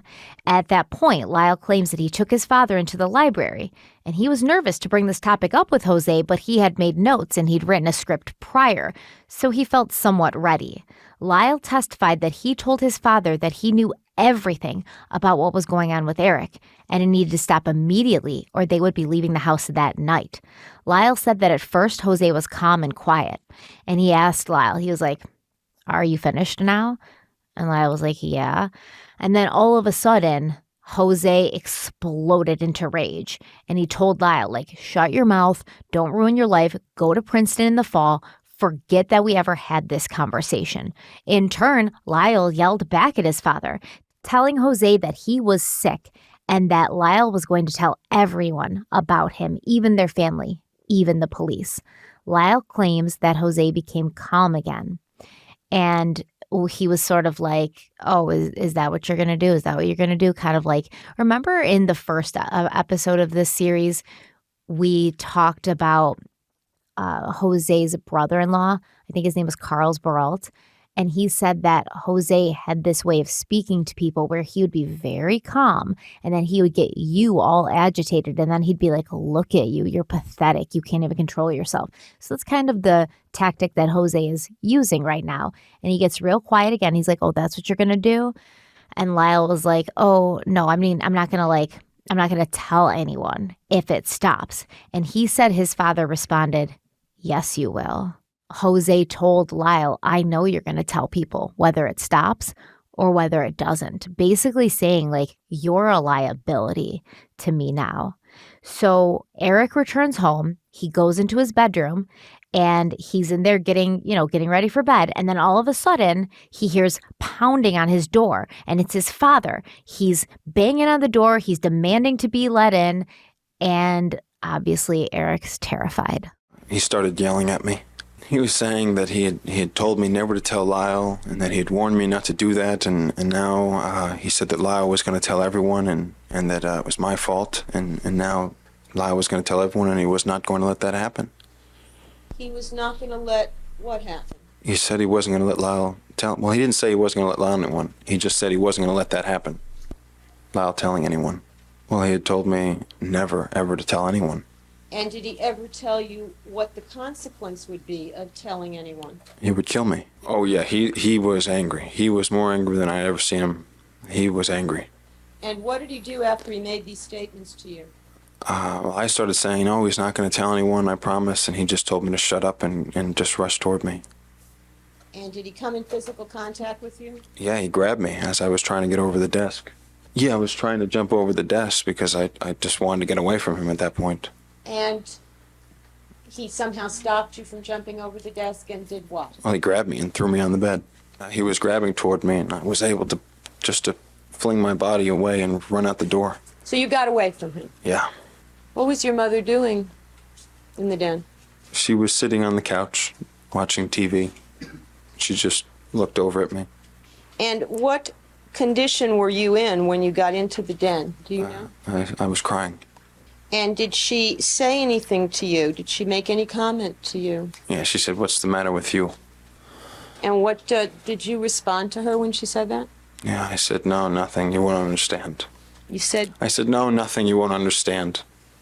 And did she say anything to that? Yeah, she said something like, oh, I understand. I understand a lot more than you think. Well, what did you say when you heard? Well, first of all, what did you think when you heard that?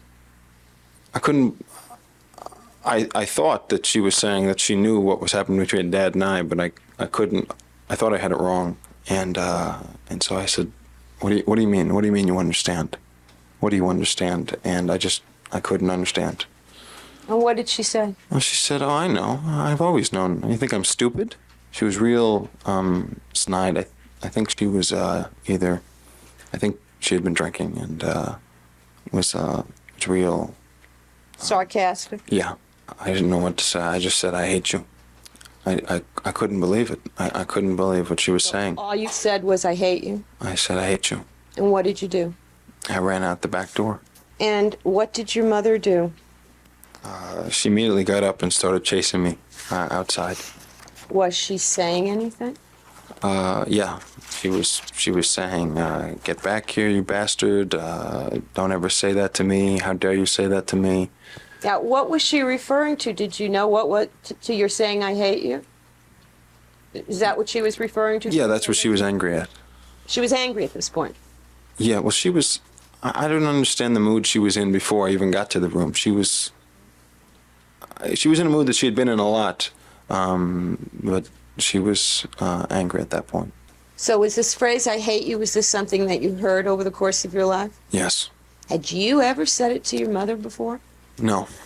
Did you hate your mother, Mr. Menendez? No, I didn't hate my mother. And where did you go when you ran out of the den? I ran to the guest house. And did your mother follow you? Yes, she chased after me. When you got to the guest house, did you call out to your brother? Yes. And do you remember what the first thing was that you said to him? I just said, "She knows, Mom knows." What happened next in the guest house? Mom came up the stairs right after me, and she said, "Get back." She was still yelling at me. Was it a discussion? Was it an argument? It was an angry argument between Lyle and Mom. And what were you doing while this argument was going on between Lyle and Mom? I was standing behind Lyle. I used to stand behind Lyle a lot.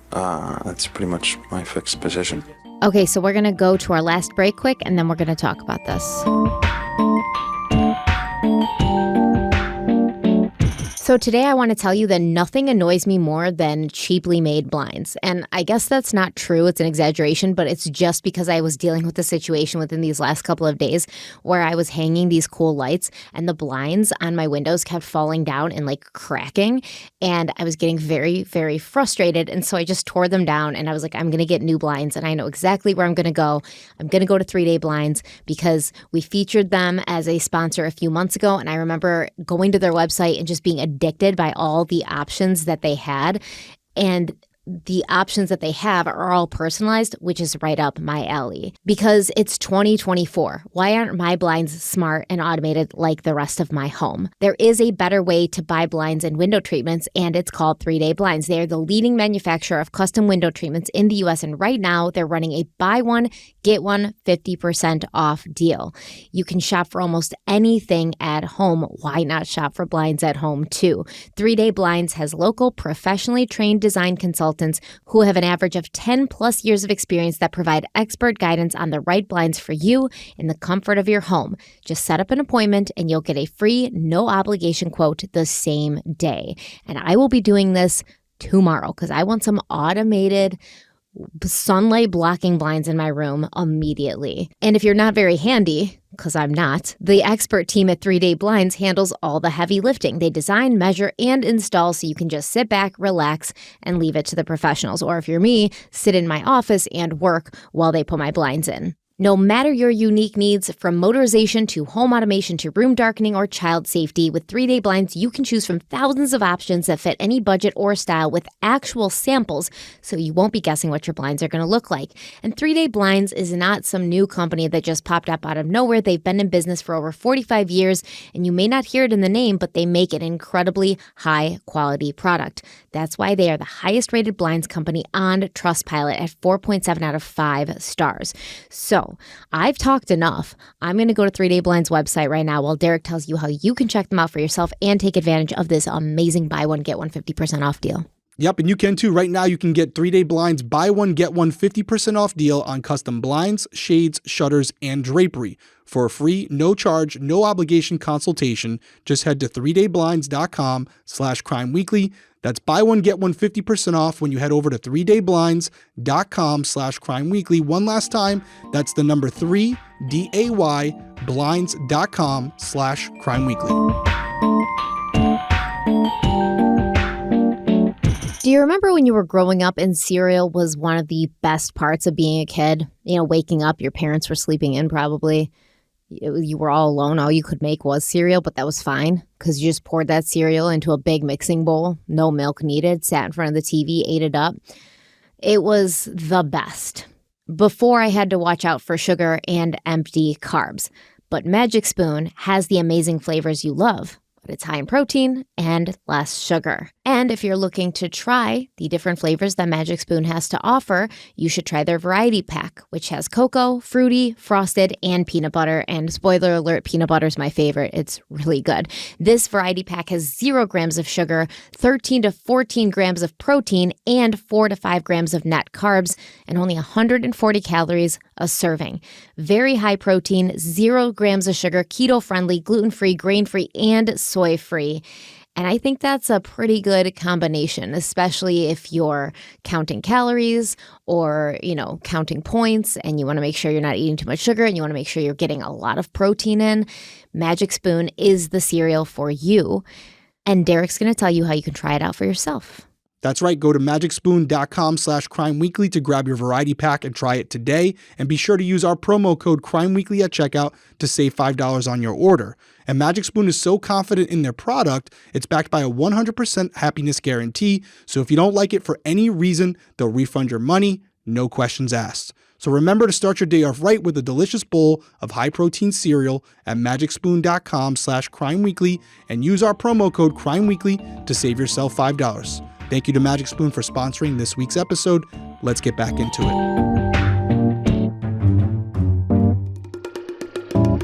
I think this is it. Obviously, this is it. Captain Obvious over here. Yeah, this is all it, where it's all coming to a head. And it's all coming very fast. A lot of different secrets are coming out. All it's all coming out. And on top of that, you have this understanding, not by both of them yet. They don't know they both know the same thing.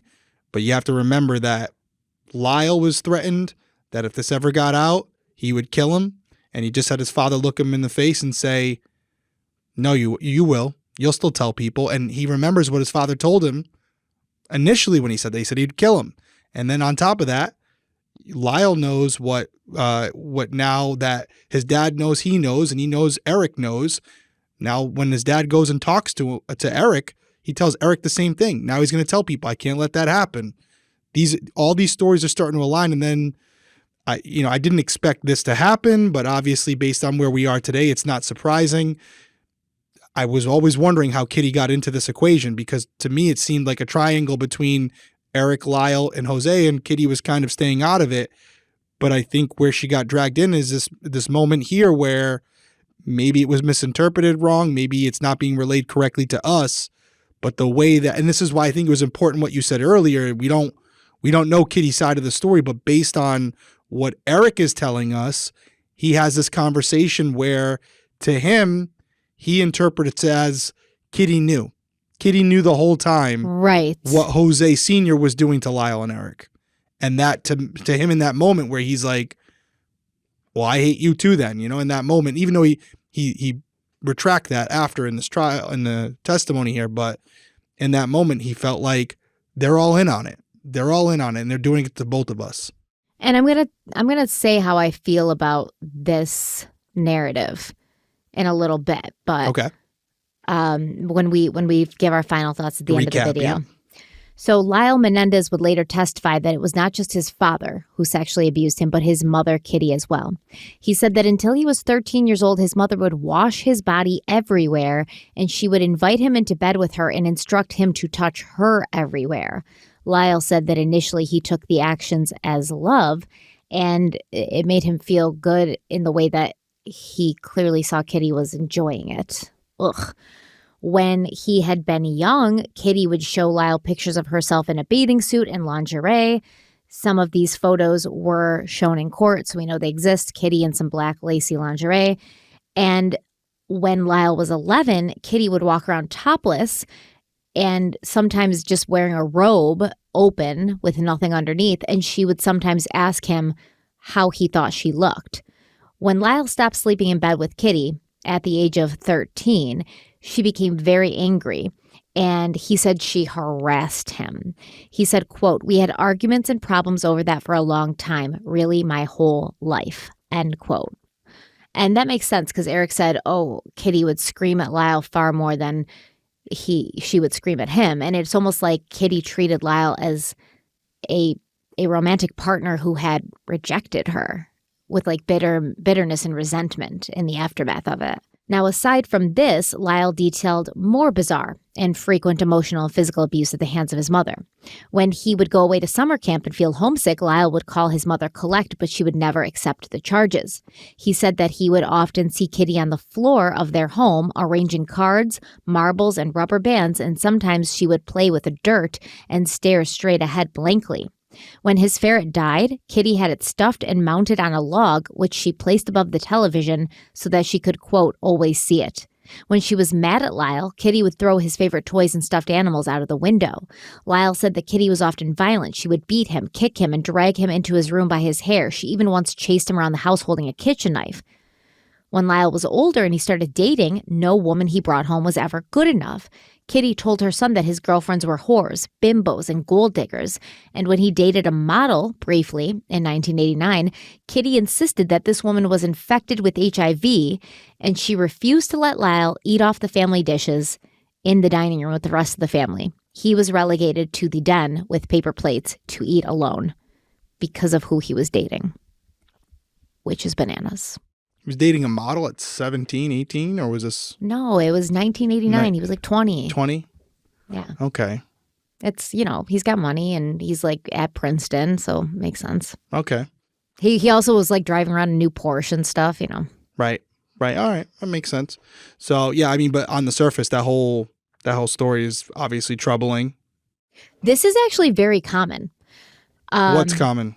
If there's issues in your marriage, a parent will bring on their child as like a surrogate spouse. Andrew Cunanan's mother did it to him. And because I did a series on Andrew Cunanan who killed Gianni Versace. His mother did it to him and he turned into, a serial killer. So it's very, very toxic and very damaging. But I wouldn't say it's common. Although I do kind of think it is somewhat common.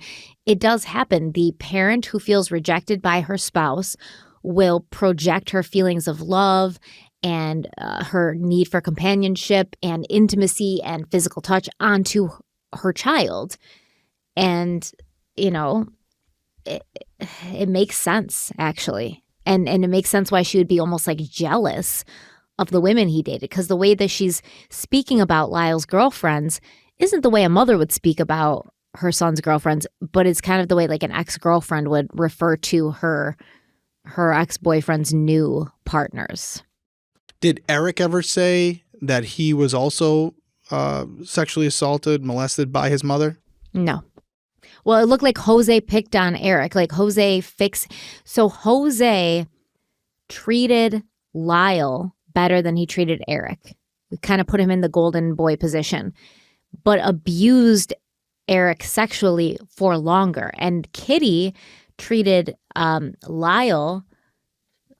She had sexually abused him, but she treated Erik kind of like her golden boy. So each parent had picked a favorite, and maybe that's why. And then they abused the other more readily. I'll tell you what, man, and what a household. I know, and it is a tough. house of horrors. It is tough too, because everything you hear, you have to take it through a filter, because Jose and Kitty are no longer here to defend themselves. Now, I've already said multiple times throughout this episode that I believe Erik and Lyle, specifically when it comes to Jose, but obviously the foundation of the allegations towards Kitty are much weaker, because we don't have a lot of character witnesses, saying that she displayed this type of behavior with individuals in her life outside the children. This is kind of like a side thing here with Lyle, where he's saying these things happened as well. On the surface, I would say, why lie about this? If you're going to make a defense for why you killed her, it could be simply, listen, our father was molesting us and my mother knew about it and did nothing. So in our eyes, she was just as guilty. That would be enough. Why add insult to injury and make up these false allegations that these things happened while in bed with her? I don't think it's necessary to get the point across. I don't know. How do you feel? Do you tend to agree, like believe it?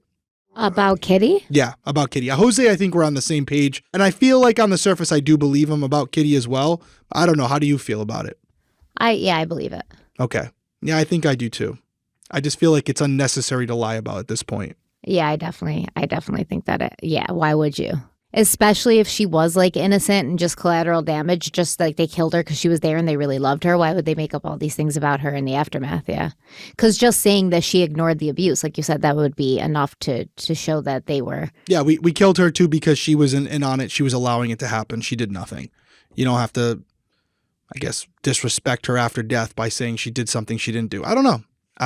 I definitely want to hear people's opinions on this in the comments because I feel like we have an abundance of evidence towards Jose, not as much towards Kitty. How do you guys feel about it? Do you agree that they both were doing the things that they were alleged to do? I guess that's one of the questions for this week. Yeah, well, Erik and Lyle claimed that after the conversation that Lyle had with Jose and after the fight they both had with their mother, they truly believed that their father was going to kill them. So they didn't tell anybody his dirty little secret. They had considered fleeing the house that same night. Erik said, quote, Lyle was really concerned that they were going to come kill us right then. We locked the door and we checked the outside to see if anyone was coming. And then he said, we gotta leave. We gotta get out of this house. I said, where are we gonna go? He said, we gotta get away, end quote. Erik said that even then he knew there was no place in the world they could go where Jose wouldn't find them. He knew who his father was and what he was capable of. And Lyle would testify that he knew his father would never let them live. He was too obsessed with his image, too concerned with how the world viewed him, and how Jose was seen was more important to him than the lives of his own sons. So where did the conversation with your brother Lyle lead to Thursday night? It led to us having to buy guns. Led to Lyle saying, we got to protect ourselves. We got to do something. Because I kept eliminating all of his options. Okay, he was coming up with options. Yeah, I was pretty much just crying and doing whatever I was doing. And he was saying, well, what if we could do this? Well, what if we do that? He said, calm down, we'll work it out. And I was just not being very helpful. Did you think any of the options would work? No.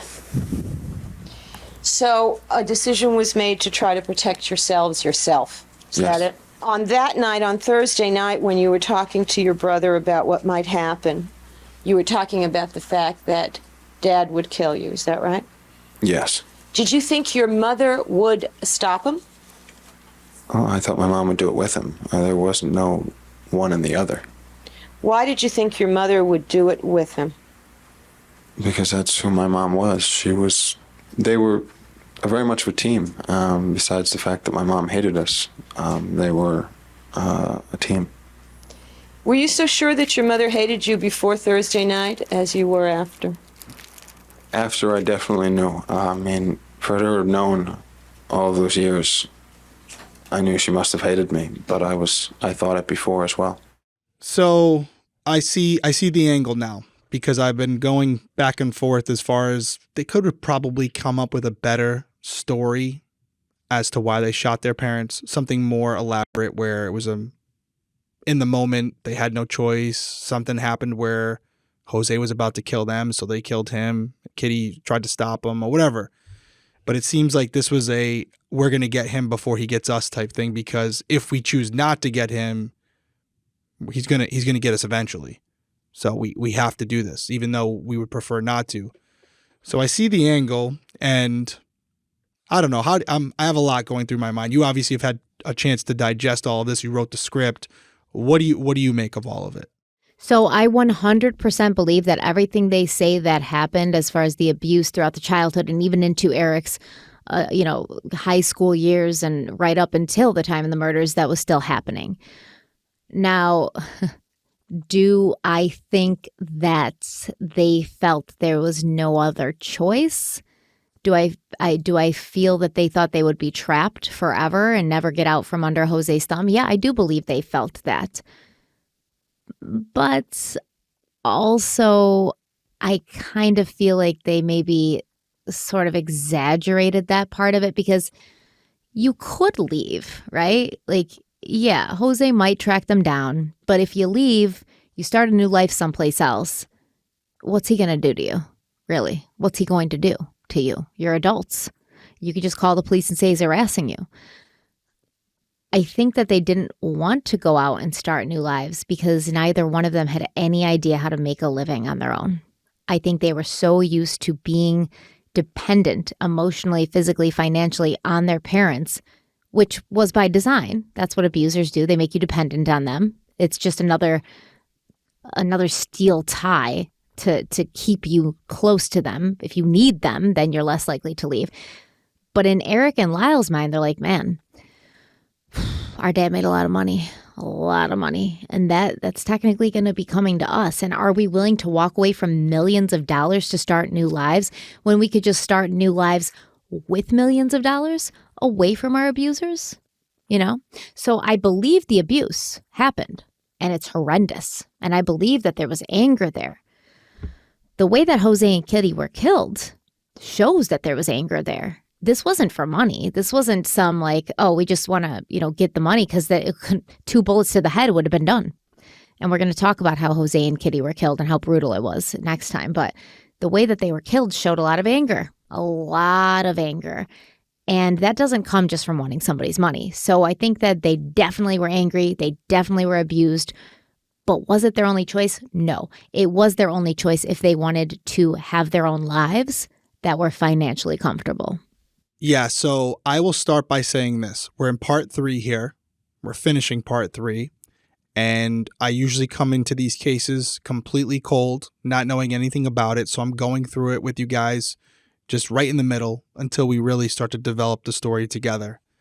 This is a case that I've heard of before, that I knew the highlight points, and I've had some opinions on it just from what I knew, as far as how Kitty and Jose were killed, the money, and the things you hear. I'm like, oh, this is what my initial thought was. Mm-hmm.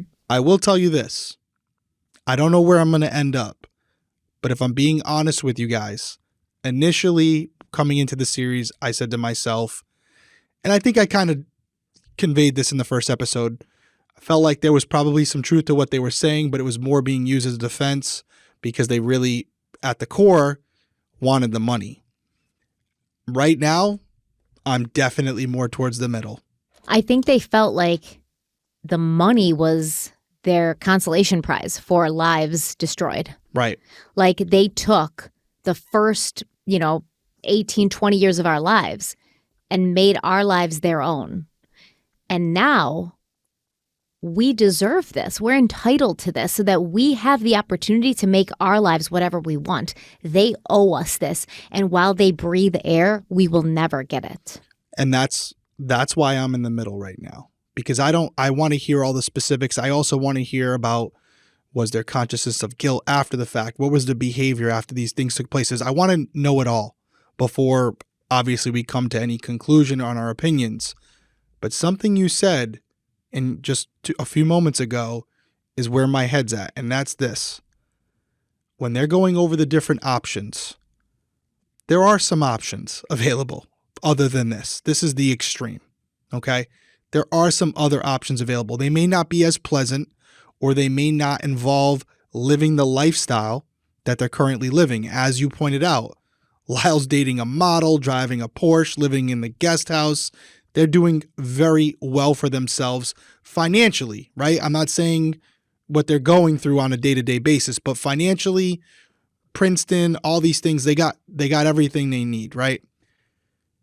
Like you just said a couple moments ago, they're going through the options, but many of those options leave them without any type of financial stability. So, as I leave this episode, I don't know where I fall, but I am asking myself the question, was part of the reason for the murders habitual abuse? It seems to be the case. However, was also part of the motive, we can't leave on our own and just run away because we want to have the same lives that we're having now. And the only way to do that is to kill them and get the money. And if I come to that conclusion, if you come to that conclusion, if anybody who's watching or listening come to that conclusion, although it doesn't tell the whole story, it does mean that part of their motive for killing their parents was financial in nature. There was a financial component to it. And I think yes. That's something that when we're evaluating whether we feel they should be out or not, that is something that has to come into the metric, the equation as we're going there. We're not there yet. And I think a lot of what's going to happen after the fact may give us some insight into their their actual true feelings on why they killed their parents, but we're going to have to get there. Fascinating stuff, though. I'm already moved. I know it's not your intention, and I don't know how everyone feels out there, but you already got me in the middle. I wasn't in the middle at the beginning, and I'm definitely there now where maybe they should be out. Maybe they should be out by now, but that is the question that I have still as far as this financial component. I mean, what's the reason to keep people in prison so they don't reoffend?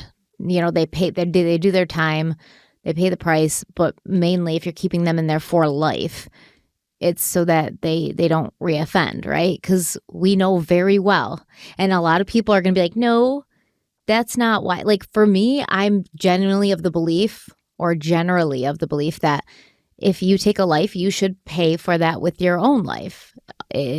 There's extenuating circumstances, and this kind of childhood abuse would fall under those extenuating circumstances for me. But do we think that Erik and Lyle, if let out of prison, would go on a murdering spree or hurt or kill anybody ever again? I don't. So some people will be like, oh, it should be like an eye for an eye, like you should be in there for life because you took a life. That's not true, because that usually doesn't happen. People usually do not get life in prison for murder. I've seen people get 15 years, 30 years. You know what I mean? Like, they don't. And if it had been a manslaughter charge, Erik and Lyle wouldn't have. That's the point. Like, there's a difference between murder and manslaughter when you're getting a sentence. And if they'd been given manslaughter, they would have gotten 30 years or whatever. They wouldn't have been in there for life. Yeah. And I do want to save this for the end because this is a long episode. I believe they got life without the possibility of parole, right? Yes. Okay. So I'm going to save it. I think it's a longer conversation because we're talking about the judicial system and not every case is the same. And you kind of alluded to that right there. There are different circumstances and factors that should be figured into the sentencing of every single case. And it should be specific to that crime and specific to the people involved and specific to the motives and the circumstances leading up to it. So I'll say this. Looks like it's premeditated murder as we're leaving this episode, right? They planned this out. There's really no doubt about it. This was premeditated murder. It wasn't a form of self-defense. It's doubt. It's not. So the question's going to become over these next few episodes, what factors should be considered when sentencing these individuals? And you bring up some great points. That's where I'll leave it. You bring up some great points. And I'm in the middle. You got me there. Well, I'm glad I moved you to the I know middle. it wasn't your intention. It's just the facts are the facts. And I'm not going to stay I feel like in my everybody ways. should always kind of be in the middle, you know? Well, I try to always start there. But with this episode, having some preconceived notions about it going into it and knowing a little bit about it, I felt like I knew what was going on here and hearing from Erik and Lyle and all the abuse and honestly their story of how it led to the murders, it does make sense how it was in a 3 or 4 day span where things just hit the shit hit the fan, to put it bluntly. So looking forward to next episode. We're going to get into the specifics of the murder itself. We're probably going to talk about some things after the murder that kind of give us an idea of where their minds were after killing their parents, which is obviously extremely important in sentencing. So I'm looking forward to hearing it all and to try to understand why they ultimately decided to give them life without parole. What was it after the fact where a judge said, nah, F these guys, they're going away forever? I'm trying to see if I can find what that is. Oh, we will. No final words from you? I gave my final words.